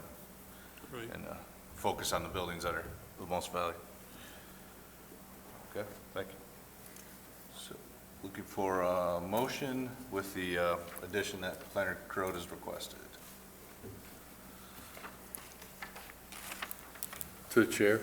Yes. Motion to approve PSP 23-0021 with the change. I'll help with that, just that they provide land bank parking for the deficiency as calculated by the ordinance. I agree. Thank you. I second. Yeah, we have a favorable motion on PSP 23-0021 with the amendment by Commissioner Martin, second by Dr. Stevens-Gunn. All in favor? Aye. Any opposed? None? Thank you. Thank you. Favorable recommendation, and please be in contact with the planning department to work out the land bank. Okay, you're in front of the city council on Monday, so we'll need to do something quickly. All right. Next item is 29201 Telegraph Road. This is a public hearing on a rezoning first. PCZR 24-0001. All right. Well, this is a project, put a Panda Express on an outlot along Telegraph Road. The first element is the conditional rezoning of the site. It is currently EROM, which is Education Research Office Limited. They would go to B3 General Business with conditions. It is a conditional rezoning. That zoning allows for the restaurant with the drive-through. They're looking for a construction of a 2,400 square foot building. And hours of operation, as was discussed, would be all days of the week, 10 a.m. to 10 p.m.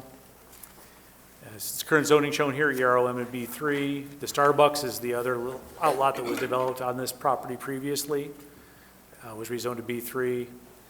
The whole area is master plan, future land use map, regional mixed use, which is consistent with B3 zoning.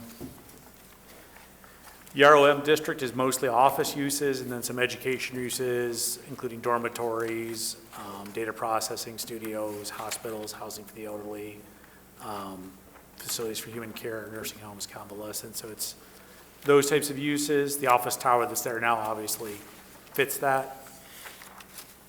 The rezoning to B3 conditionally gives a much wider range of general business uses. Is as conditional rezoning, the lined out items on these lists are the ones that are being excluded. The highlighted one, the restaurant with drive-throughs or with a bar lounge, is the category this is in now. The excluded uses, private clubs, lounges, lodges, funeral homes, publicly owned buildings, public utility facilities, assembly halls, concert halls, religious institutions, hotels, rec centers, motor vehicle washing, conveyor, non-conveyor type, gas stations, automobile and truck sales, open-air display of motorhomes, campers, vehicles, motels, theaters, pawn shops, smoking lounges, sexually oriented businesses, cabarets, medical marijuana provisioning centers, and adult use marijuana retailers are all excluded. So it takes out most of the things that could potentially be objectionable. It is well buffered from the residential by the actual office tower and its massive parking lot. So it's really tucked up right up there against Telegraph. As you can see on the site aerial here, yeah, you've got that corner of the site, kind of southeast of the building along Telegraph there is where this is going to go. The Popeyes to the south, the Starbucks to the north. Existing conditions on the site now, it's a parking lot. And this is the proposed site and landscape plan. So you've got the double drive-through aisle, or an aisle that has 2 windows, then a bypass aisle. Windows on the Telegraph side for pickup. Parking lot on the inside toward the office building where the public entrance is. You got a walkway from Telegraph all the way down and over to the walkway along the inside area of the building to the door. Got some bike racks. Got some screening along the pavement there, along Telegraph, to kind of break up the view of the pavement and headlights. Interior of the restaurant, fairly standard. You got a relatively smallish dining room. Much of the building is actually back of house, storage and actual food prep serving. Elevations of the building, west elevation, east elevation here. And then you have north and south elevations, perspectives. And the petitioner is present to answer questions. Thank you. Please let us know your name and address for the record. And then again, important items to this project. Seeing as how it's a drive-through, I'm curious of how large the dining space is and like what's the percentage of takeout drive-through versus dine-in, those types of items, and hours of operation would be helpful always. Good evening, Eric Gablin, with Heights Venture Architects, 3333 Warrenville Road, Suite 200, Lisle, Illinois. I'm here with Adam Storr, property owner. I'm representing Panda Express. We're proposing here about a 2,400 square foot Panda Express drive-through, stacking to accommodate at least 13 cars in what we call a 1-2-1 configuration, as Mr. Paisan talked about, with a single window facing Telegraph. We have 41 spaces within the property extents. This is a lot that's already been platted, and we're taking that lot, looking to rezone it and put the restaurant on it. Some of the concerns with traffic circulation, with drive-throughs, especially the Popeyes and how it overflows onto Telegraph, are addressed by orientating the building tight to Telegraph and putting the parking and all of the access to the drive-through on the interior of the site. We're closing off the existing curb cut to the south that was an exit only from the existing parking lot, and that should help alleviate additional traffic issues going into Popeyes and traffic flowing south on Telegraph.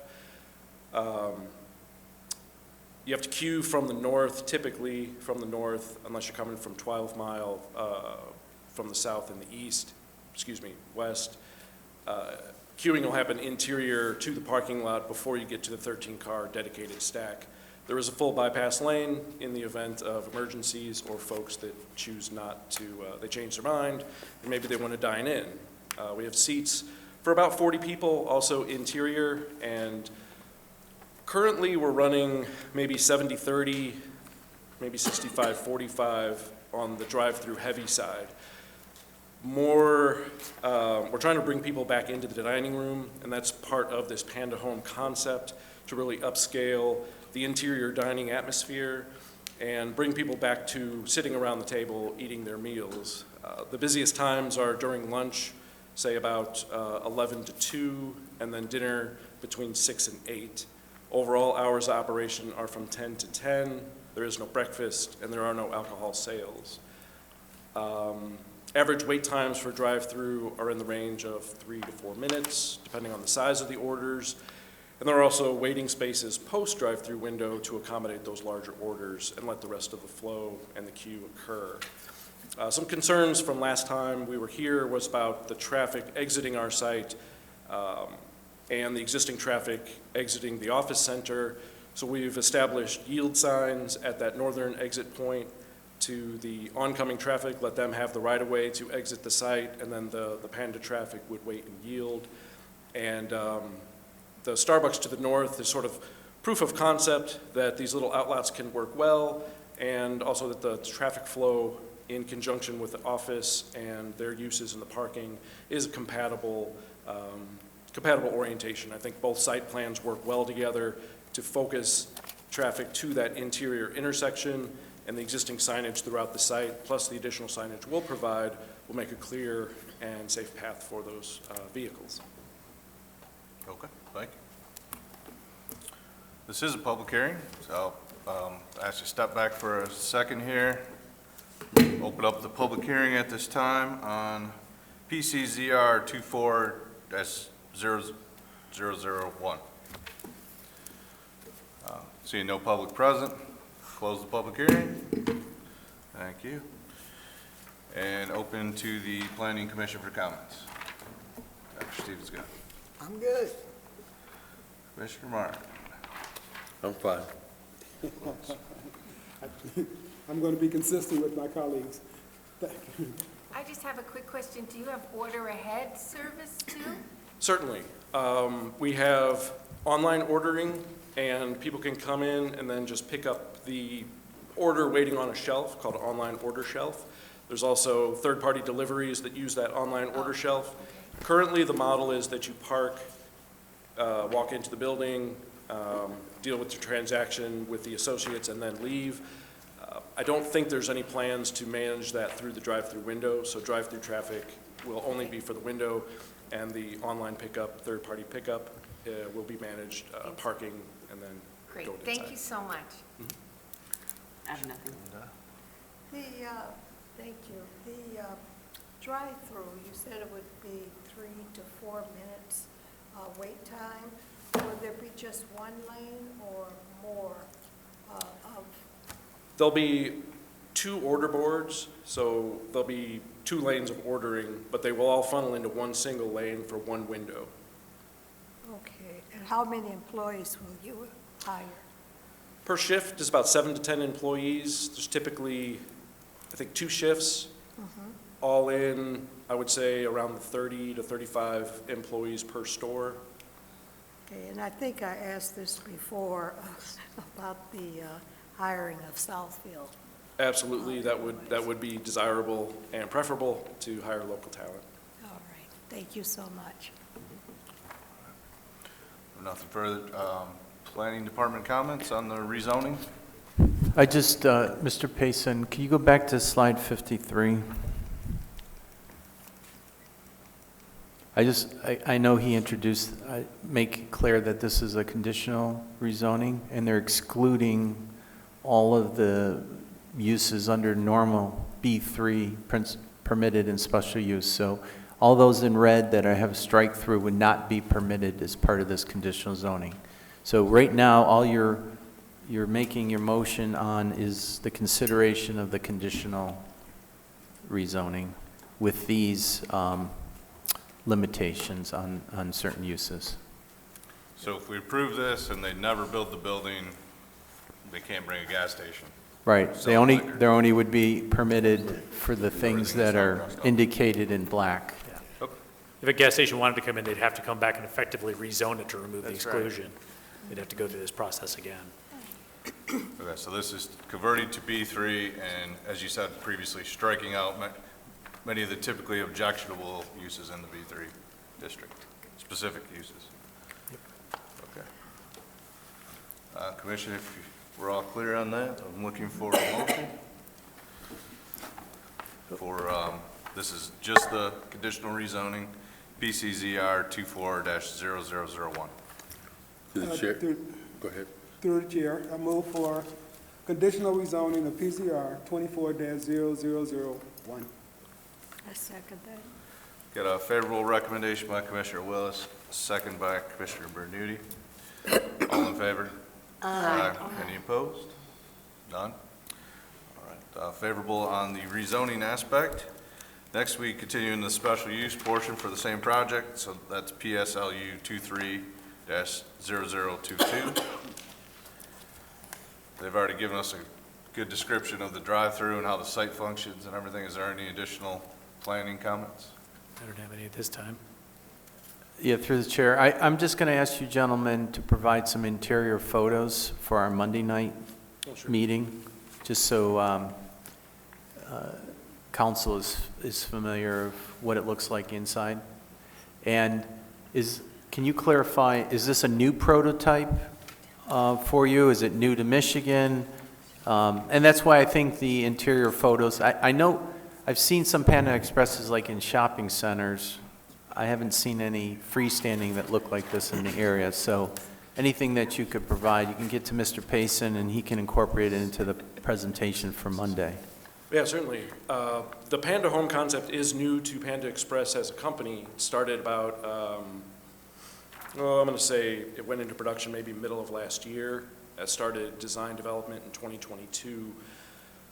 I'll have to get back to you if this is first in Michigan. It probably is, because it hasn't been in circulation very much. And there's probably 5 that are open nationwide. One is in. I think it'd be helpful when you do your introduction Monday night to let council know that. Yeah. If it's not the first, one of the first. And could you just state your hours of operation? 10 a.m. to 10 p.m. Monday through Sunday. 10 a.m. to 10 p.m., 7 days a week? Yes. Okay. That's all I had, thank you. Okay. Any additional comments from the Planning Commission? Mr. Martin? None. None? And I think this is the first one in this area, isn't it? Certainly in the, I believe, certainly in the Detroit area, but I'll definitely have that factually verified. Through the chair, there is a Panda over in Madison Heights at 12 and Stevenson Highway. There's one there, so. The same concept? Not the same concept, but just there are other Pandas in the area. Standalone or in a shop? It's a standalone, yeah. Okay. If you could double check that, I think that only helps. We're proud of having our first Costco Business Center. We're proud of having the first Tesla. We're proud of having, we had the first Zoop. So it just goes a little bit. Yeah, we'll see if we can get you the first Panda Home, so maybe not first Panda, but the first Panda Home, absolutely. Right. Well, this site was an interesting one. I was here years ago when it was an office tower and a sea of asphalt. And you've already proven with the Starbucks for several years that there's a better way, bring some retail along Telegraph Road. You can lose a lot of parking spaces and make something function better. And, this site has a few additional site improvements, losing that driveway, things that are going to clean up circulation. With the bank drive-through going away, that's another thing that allows all these buildings to function together on the site, which is what we're looking at a special use. We're looking at all the different mixes of things that we're doing here. So kind of related to site plan and the special use, and you can have another drive-through, and there's already a lot of cars on Telegraph Road. As long as they're not backing out on Telegraph Road, blocking everybody else, that's a good thing. You've done a great job on and the owners of this property too over the last 10+ years of really cleaning up this site that was a old suburban auto-dominated site, and it's still auto-dominated, but at least it's more convenient and upgraded for everybody else. Thank you for that. Through the chair, we do need to still open and close the public hearing, just to kind of check that box off for the special land use. On this one, there's been a lot of public hearings. So you're right, this is a public hearing. I'm going to open the public hearing for PSLU 23-0022 special use. Seeing no public present, close the public hearing. And have you already given your recommendation on this particular aspect? Please do so. Thank you, Mr. Chairman. The planning department is recommending favorable recommendation of the special use request for the Panda Express at 29201 Telegraph Road. It is consistent with the proposed B3 zoning in terms of its character, location, the nature of the use, and the vehicular traffic. Sounds like it's been well addressed. Telegraph Road is a major thoroughfare, arterial, and it's consistent with all of those factors. It would be subject to the approval of the conditional rezoning by City Council. and the approval of the site plan by the city council, and it does need some waivers from the zoning board of appeals, front setback, it needs 7 foot, but it is providing us with some additional landscaping and screening. Screening wall on all sides of a restaurant with a drive-through is a requirement we've talked about looking at amending the code related to, because in these circumstances, it doesn't really make sense. And then the front yard landscaping, the minimum 50%, they're going down to 42%, but they are providing some other amenities in that green belt area. So we think that it's likely we would be able to recommend favorable consideration to the zoning board of these as well, but it is something that will have to happen in addition to the city council approvals. Also, the hours of operation being 10 a.m. to 10 p.m., 7 days a week. Thank you. We have a motion. I'd like to motion that the planning commission accept the favorable recommendation for PSLU 23-0022 special use. Support. Got a favorable recommendation by Dr. Stevens-Gunn, supported by Commissioner Goodwin-Dye. All in favor? Aye. Any opposed? None? So favorable recommendation on the special use portion. One last piece of this puzzle, the site plan review, PSP 23-0022, which is very nearly the same number with a different letter in the middle. We all had to check that. Any additional comments from the planning department? Could we put the site plan on the screen one more time? Yeah. Or is there like a zoomed out version with the overall site? Let me see, Yeah, that one. just looking for one that actually shows the whole, I think it's like really early on the context aerial, I think shows. Yeah, you can see the whole site on this context aerial, because it's got this long driveway that goes down to 12 Mile. So when I zoomed in, because it was hard to see the details on this one, but at least you see how it relates to its 12 Mile access. And then this driveway that's going away over here by the Popeyes. So. Commissioner, any additional comments? You did say that this was a new design concept for Michigan, because there are other Panda Expresses in the metropolitan area. Yeah, that's correct. This version, like I said, is about maybe a little over a year old in production, and the first handful have been opened late last year to the beginning of this year. So there's maybe a total of 5 or so that are actually open and operating nationwide. That's all. Any other comments? No. Good luck. Well, I think it's sometimes hard to tell the scale of a site when you're sitting up here and just everything's on the same size screen. So I mean, this is a very large site that had, I can't even remember how many parking spaces in the beginning. It was a lot. Over 600. Yeah, an insane amount. But it's a good example of how you can reuse the very old suburban, the way we did things in the 60s and 70s and 80s, I think, around here, and bring it into the new way of doing things. And I think this has been a good site, and you're lucky to have the Starbucks that's already proven. We've had other Starbucks sites that have received a lot of complaints. There's been, none that I know of on this particular site. So it seems to all be working well, and it's a good example of how to do a site plan with a drive-through, I think. Anything else from the planning staff? No.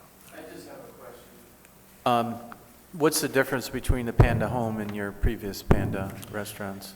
It's really a lot, the exterior design. So this Panda Home version takes a lot of traditional Chinese architectural cues involving color, material, black, white, the wood, warm wood. The previous version they called the True Warm and Welcome, which is a little bit more boxy.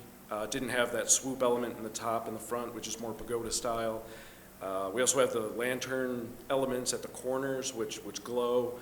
And so what this does is a little bit more authentic Chinese rather than what they call the True Warm and Welcome, which Sure. still had warm. And I think that is helpful, and I highly recommend when you introduce this at council, when you have your part to talk about what you want to do, to say those exact words. Absolutely. Thank you. Mr. Willis. Just a quick question. When do you think you'll be opening for business, assuming everything goes as you planned?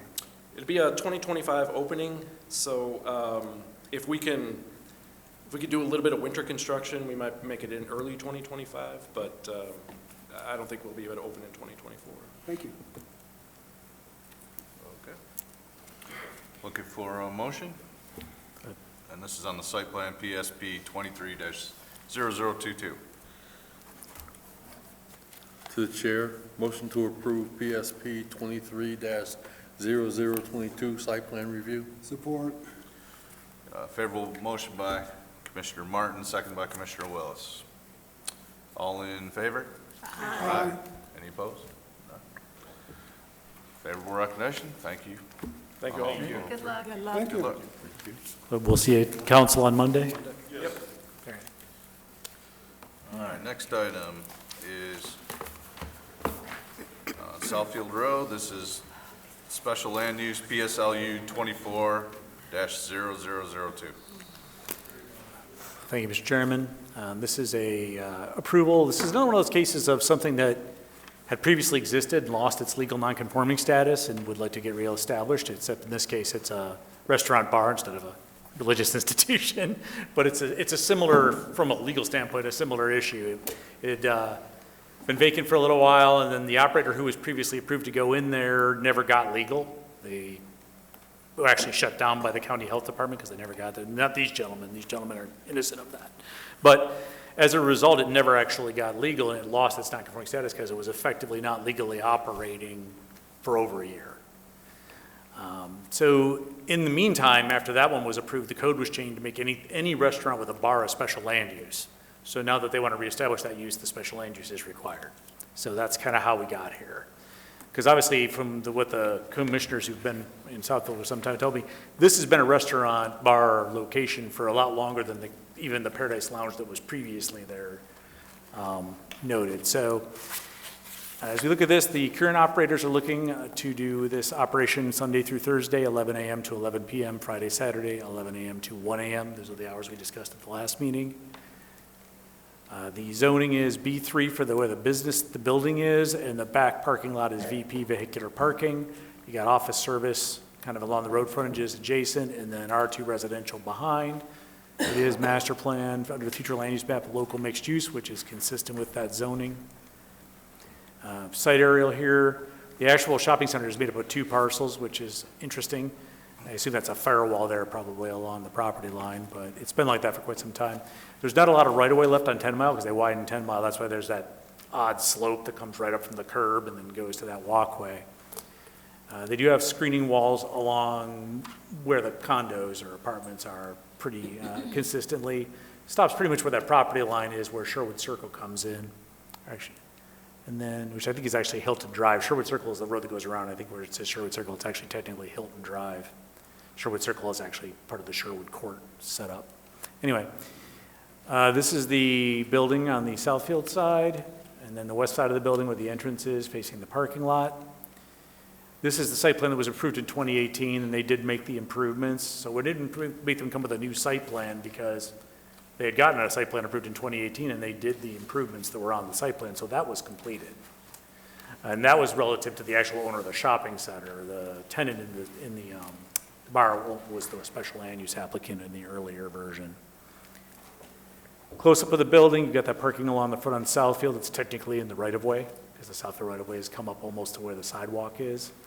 And then you got the parking in the rear, and then Hilton Drive going up the side there, and 10 Mile on the other side. And then the shopping center leasing floor plan, which I thought was kind of helpful. On the first floor, which is to the left, the main floor, you can see this is the entrance with the stairwell that goes downstairs to the actual space. And then on the basement map, you can see the staircase that comes in, the actual space itself, and then there's actually 3 other egress stairwells down there in that space. So there's 4 actual stairwells in that basement space, which is probably why they can do an assembly space down there. They have an elevator and 4 stairwells, one more or less at each corner. This is the actual floor plan that was used in 2018 when the Paradise Lounge came forward. And my understanding is this is staying similar to this. It's mostly a finishes renovation, but this gives you a good sense of, the seating areas, the dance floor, the kitchens, where the stairwells are at, the restrooms. And the petitioner is present. Are the other ones left? Please remind us your names and address for the record. tell us a little bit about this business and maybe other businesses that you've recently done in Southfield. Anything with this project? Thank you. Samuel Kirkland, 23221 Argyle Street in Novi, Michigan, 48374. In the Southfield area, we also own Debo's Wings and Seafood and Daiquiri. Creflo Mims, 30104 Sparkleberry Drive, Southfield, Michigan. Been a resident for about 30 years. We also went to Southfield High School, so we are very familiar with Southfield. And this particular project? Yeah, this particular project, I'll let Sam speak on it first, and then I'll come in. We're looking to do something for a more mature crowd as far as small plates, light dancing like ballroom dancing, bar-like atmosphere, pool tables, something more for the mature crowd where we don't attract like, under 30 years old. And plan to have a chef with some really good food, so we plan to have shrimp and grits and some things like that, some lamb chops and things, but more in a small plate so you can kind of get more of a sampling. We'll call it like small plate towers, so pretty exciting. Okay. Thank you. Well, this is a public hearing, so I ask you to step back for a second. I'm going to open up the public hearing at this time. This is PSLU 24-0002. Seeing no public present, close the public hearing. Planning Department, any additional comments? Not this time. Obviously, it's functioned as a bizarre bar. It's designed with all those egresses and the elevator. It was updated to allow for the use of that basement space, which is pretty unusual in a facility like this, that there's an actual usable basement that's not just storage or like utility space. It does seem like it's got capacity. It is operated. There's a large parking lot. Its hours of operation will probably be complementary to those of a lot of the retail uses in the center in terms of peak periods. So I think it seems like it's a fairly good fit. It's just that previous operator just did everything pretty much they could possibly do wrong. Well, just for context, this is where that Abbey liquor store is on the first floor that was objecting to the gas station across the street.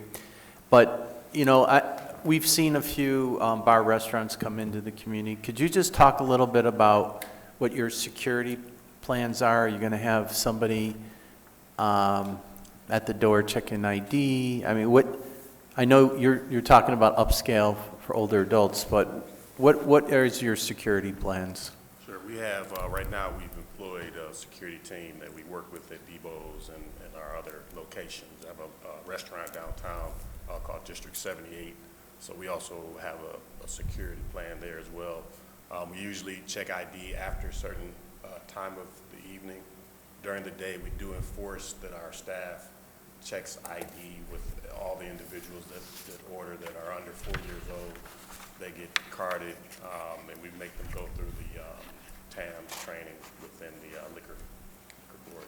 Okay, great. Could you just reiterate your proposed hours of operation as well? We did see that. We were trying to go to 2 o'clock. We probably won't ever go to 2 o'clock, but we would rather. Yeah, and we rather you ask for the maximum, even if you don't. So, but what time would you open during the week versus weekends, and then how late? Because sometimes places close earlier on Sundays or so forth.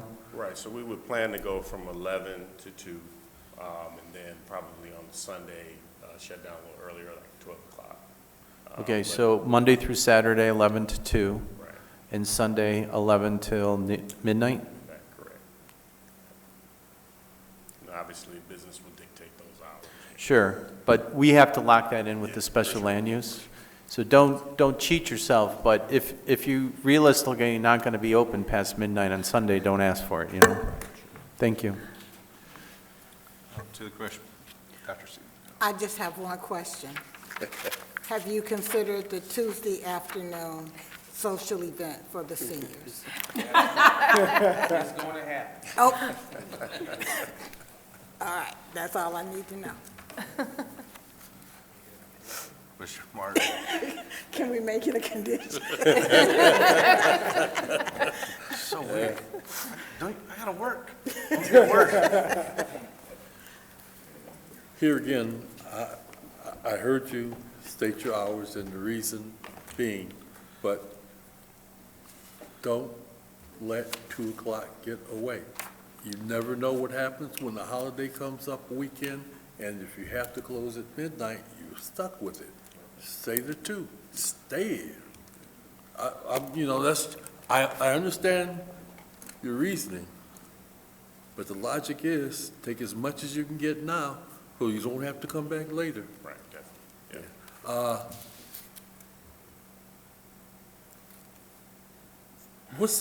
You said you had Debo's and It's called District 78. It's District a 78? Restaurant downtown. And how long have Debo's, I remember we had that a couple of years ago, in opening. It's been open a little bit over a year, I believe. 2 years, anniversary, what, March 9th? Yeah, I believe so. Anniversary's coming up. Okay, if they get there. And District 78, how long has that been? That's been open for a year, a little over a year. Yeah. And we're right there by the Fox Theater, right in that area. Oh, okay. Gotta get around more. Yeah. Okay. All right, that was all. Commissioner Williams. Thank you. I'm just curious, the restaurant business seems to be different than the other business to me. Are you going to operate this facility as kind of an extension of DuBois? DuBois. Yes. Are you going to use it as an extension of it? Absolutely, totally different concept. Okay. Like Okay. you said, small plates, it's not gonna be like bar food, it's gonna be an actual dining experience, and we're looking for an older crowd. Okay. Thank you. No questions. Well, I've been down there. It is a nice space. And with it being an upscale, older crowd, I think you'll do well. What type of advertisement are you planning to do? Well, right now, social media is king right now. We ran a couple of billboards, I think, at Debo's, and that was the worst $5,000 we ever spent, So definitely social media. We have also what they call geofencing, which actually, if you're ever on your phone and you get an advertisement pop up, usually that's geofencing advertisement. So we'll do some unique things like that, as well as just old school newspapers and things like that. Okay, are you gonna do any type of renovations to make it pop? Definitely, yes. Yeah, we're going to do some renovations as soon as we get more, further down the line, and we're getting approvals from the city as well as the state. Then we'll dive in there and do some renovations. You've been there before. The structures are excellent. We're not going to change anything structurally, but ceiling, floors, booths, materials, things like that. So. I gotta add, it's gonna be absolutely amazing. Are you gonna have the spaces that you can reserve? Yes, yep. So we'll have a space, because the location is huge. It's almost too big. So we're actually we're gonna have someone that kind of can create some smaller spaces for us, and then obviously rent out areas for birthdays and any kind of events. Well, I'm excited because I like ballroom dancing. Okay, and it's literally around the corner from my house, so I can go there, dance, and I don't have to drive a million miles to get back home. Commissioner Burnett. Pardon me, thank you for coming again. I'd like to reiterate what Commissioner Martin said about applying in advance, for the number of hours or the hours you'd like to have, because it's a lot on you and a lot on a lot of people for you to have to come back. So, go for the high, even if you don't use it right away. I'm looking forward to it as well. I won't be dancing, but I can come. Also, how many employees do you plan to hire?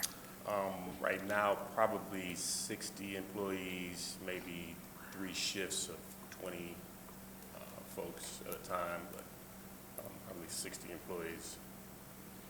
And of course, we're trying to hire within Southfield because transportation, they're getting there faster and they're a little more responsive, so we'll definitely be looking for Southfield residents for sure. And I'd also like to commend you for not only graduating from Southfield schools, but I didn't say I graduated, no, I'm just kidding. I did, 87. Well, you did attend school. Thank you so much. Well, That's it. I'm interested to see, something in that space, and, it's interesting, there was some complaints about that area, about, worried about, like, what's happening in the parking lot around and after hours and things like that, so maybe something you have to deal with, not necessarily, like, directly associated with your business, just around your business, but just to, to keep the security and, keep the party inside, not outside. There was a lot of talk about that particular site recently, and you just happen to be right in the middle of it, so I don't see anyone saying the same thing tonight, strangely. But, unfortunately, the person that had it, he passed away in the last week or so, I believe the last couple of weeks ago. Well, Planner Crowley, you had something? Yeah, I thought that there was an elevator. Yeah. It's just not It's right here. showing. It's this little E right here. Okay. It's a small. Yeah, I was studying the floor plan, I was looking for it. And especially if you're going to cater to older adults. I know they're supposed to be able to ballroom dance, but they might not be able to walk down the stairs. And if they're like me, I can dance, but then I won't be able to get back up the stairs. I'm with you. I just have one other comment. Dr. Stevens, go. Old people use Facebook. You'll get the geofence, don't worry. It'll already come to you. I will say your reputation precedes you. We thought you did a nice job with the Debos. I mean, I looked at District 78, and I'm much more comfortable knowing that you guys are behind this because we've had some poor experience with the other providers. So I wish you well. I look forward to coming and seeing you once you're all open there too. So it's also great that we have some unique businesses, restaurants and places.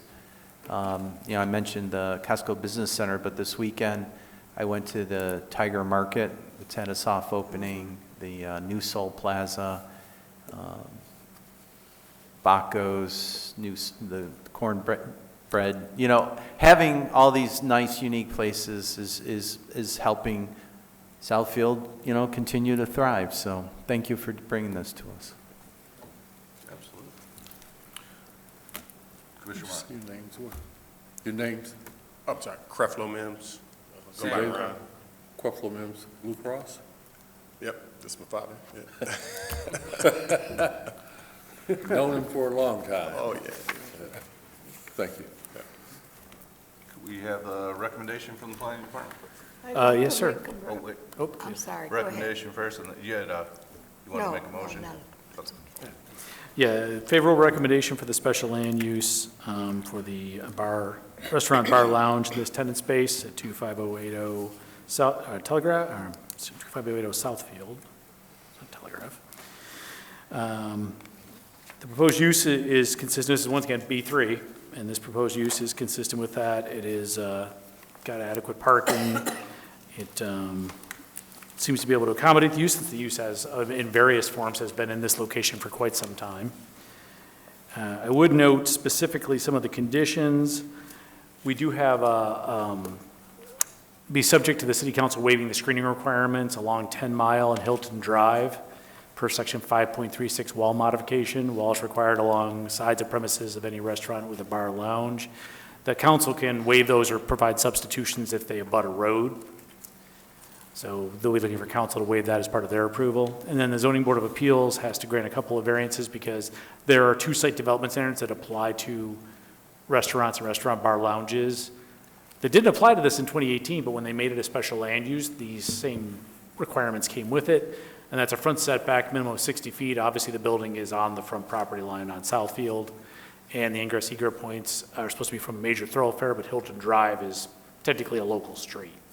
It's not, it's almost a driveway, but it's actually a public street that comes off of Southfield. So these two variances, once again, like the special land use, will run with the land, and we won't have to do this again once this gets approved. And then the hours of operation, were we going to go with the Monday through Saturday, 11 to 2, and Sunday, 11 to midnight, or are we going 7 days, 11 to 2? Might as well go 11 to 2 on 7 days.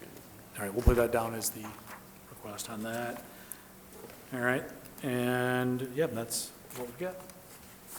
Commissioner Griffin, I'd like to make a favorable recommendation for PSLU 240002. Second. All right, we've got a favorable recommendation by Commissioner Bernuti, seconded by Dr. Stevens-Gunn. All in favor? Aye. Any opposed? No.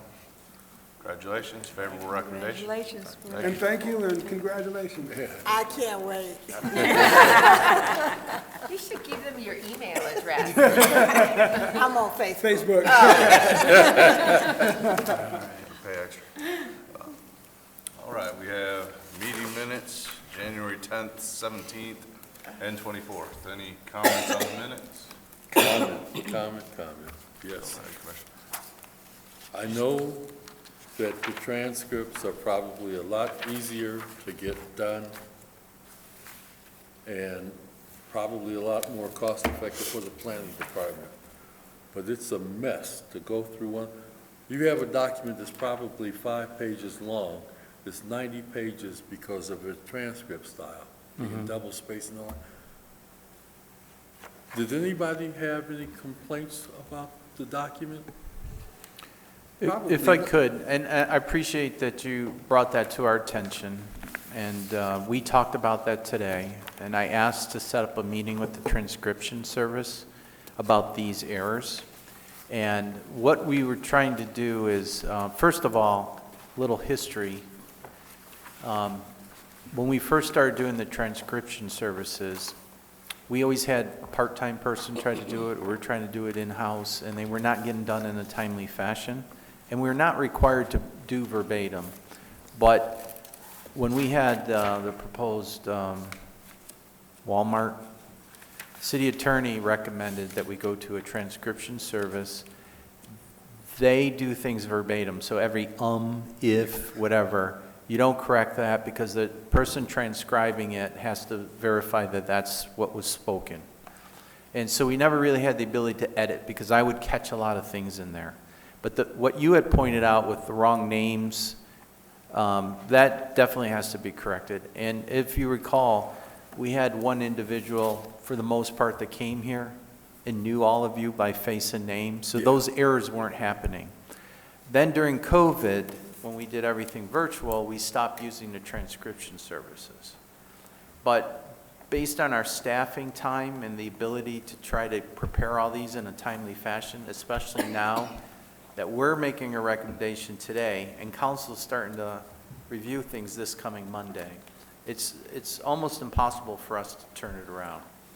That all being said, we shifted when we started doing transcription services again to providing a video taping of this meeting. It's a lot more cost effective. It saves us about $1,000. It's about half, probably. Yeah. More than, less than half. To send it by video. But there's really, with all of your names on here and being video, there's really no excuse to get somebody's name wrong. And we can, I wrote down some things about, we'll discuss them about getting the wrong names. We can provide a diagram with the seating chart so that if someone's transcribing it, they can see who's sitting where with the correct spelling. I believe we send them the agenda. And then we can also list additional staff. But my only remedy is that to take comments like you have and just type them up as an addendum. So we don't change the transcription, but we note obvious errors of omission or things that are completely wrong. Whether they say announcements and communications or just call it communication, I don't think that's worth quibbling over because the agenda becomes part. But if they're saying Mr. Allen when it's supposed to be Mr. Bolin, and then everyone's wondering who's Mr. Allen, that's something that shouldn't happen, and that's something that needs to be corrected. So again, we appreciate you bringing it to our attention. I would say if you have to approve these minutes, approve them with your comments, and then Mr. Payson and myself plan on following up with the transcription service to see how we can minimize or eliminate these errors in the future. Yeah, we do provide them with a full roster. They asked for that, and I keep them up with an updated roster, so they should have the correct spelling of all your names. It's on video, and when you're talking, like, generally they zoom in on you, Mr. Hall, and your nameplate's right in front of you, so yeah, it is a little, I don't know. So I think we could provide a seating chart, and knowing the way transcription, somebody's usually putting a headphone on and just listening to it and typing, and they're not watching something, right? They're just listening to the audio. So that's something that we will follow up on and report back to you. Well, I was just going to suggest that if you're if they're doing the video, you can actually use Microsoft Word and convert from voice to typing, and that gives you a lot less. Sure, but like if you say Bolin, it might translate to Allen, and that might be part of what the situation is. Yeah, I'll bet you there's some software assistance that occurs in the way you do this. I know when I get the voicemail on my phone and it translates the transcription, it doesn't get the names right.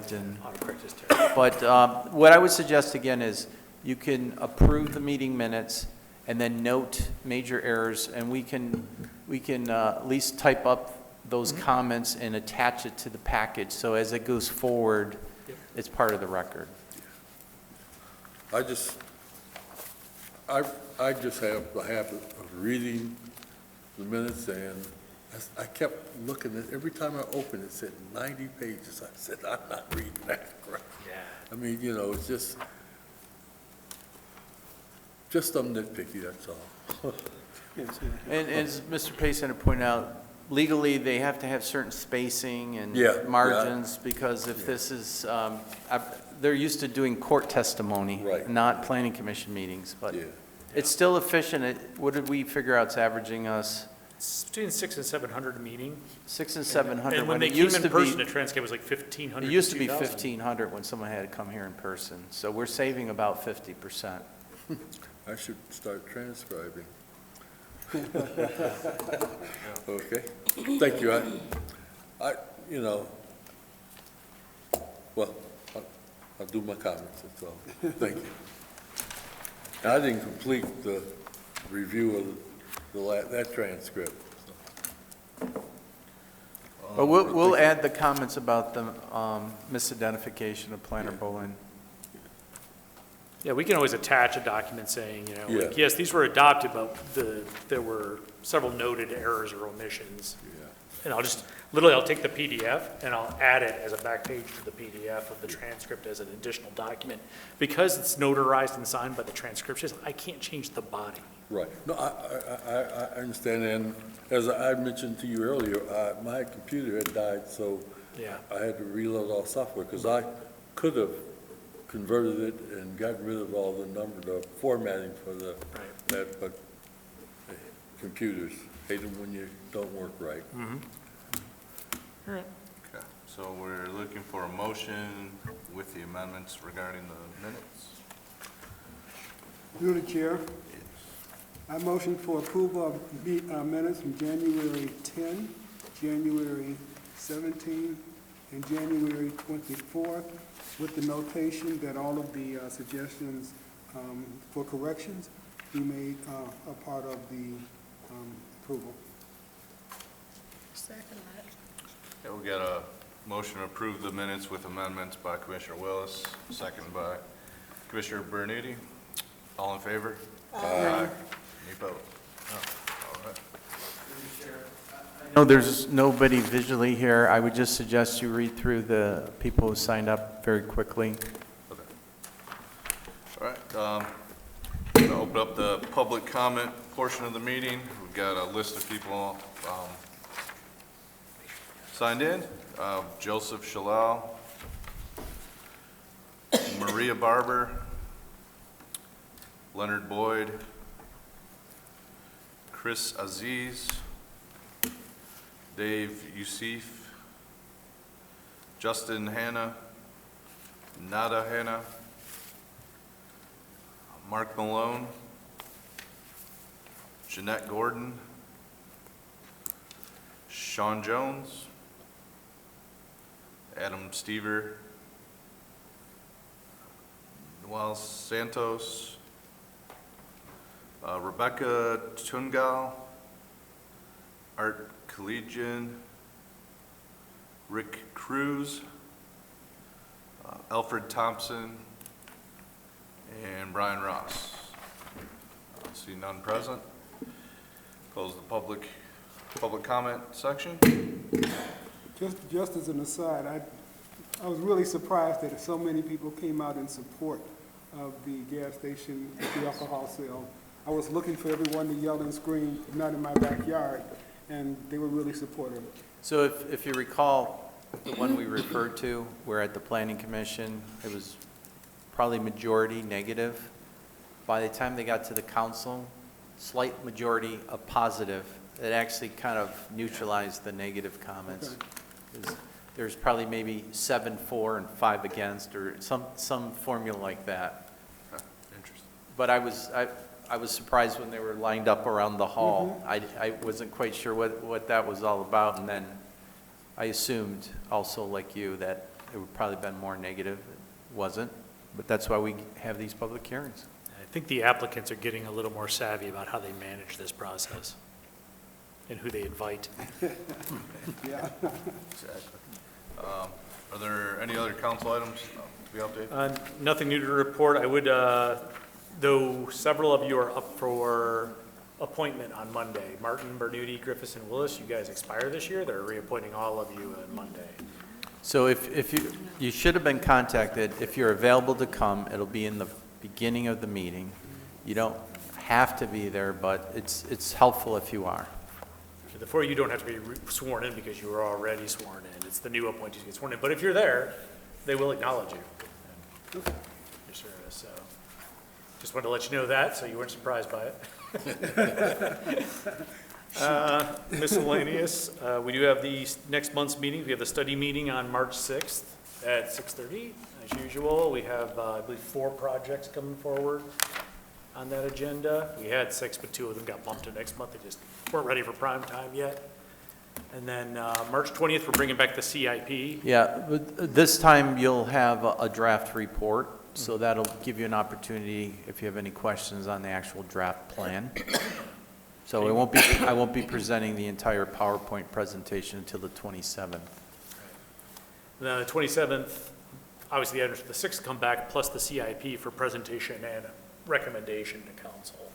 So that's what you got kind of ahead of you this month. But it's busy. We got some interesting projects coming down the I'll also mention that on the 18th, we plan to present to council expanding the hours of operation for adult use marijuana as well as medical, and to introduce site plan review being approved at the Planning Commission level. We did present that to the Legislative Committee, and at least there was some lukewarm acceptance of it, so we'll be presenting it at prime time. And if the majority of council seems to be favorable, then we will work on amending the ordinance, which is, I believe the city code has to be amended. Yeah, and there's lots of sections of the zoning ordinance that have to be touched because That'll there's lots have of to be reference touched to too, site plan but review all over the code. I believe the main part of assigning site plan review is in the code. So we'll have to be doing a couple things, but that's, hopefully I'm cautiously optimistic on that. And Tom's done a nice job doing all the background and being able to talk about what percentage of reviews are done just at the site plan level. And we have those, certainly some examples in near memory to share, like the gymnastics, skills gymnastics, that could have avoided a lot of public outcry at the council level had it just come to the Planning Commission. question. Can you update us on what's going on with Bacos? So it was recently announced in the paper. If you recall, they came forward for a cigar bar. So they're closing their doors under their current operation, I believe sometime in March. And then they're going to be shut for like 18 months while they're going through a $6 million renovation. Wow. So they're building an addition.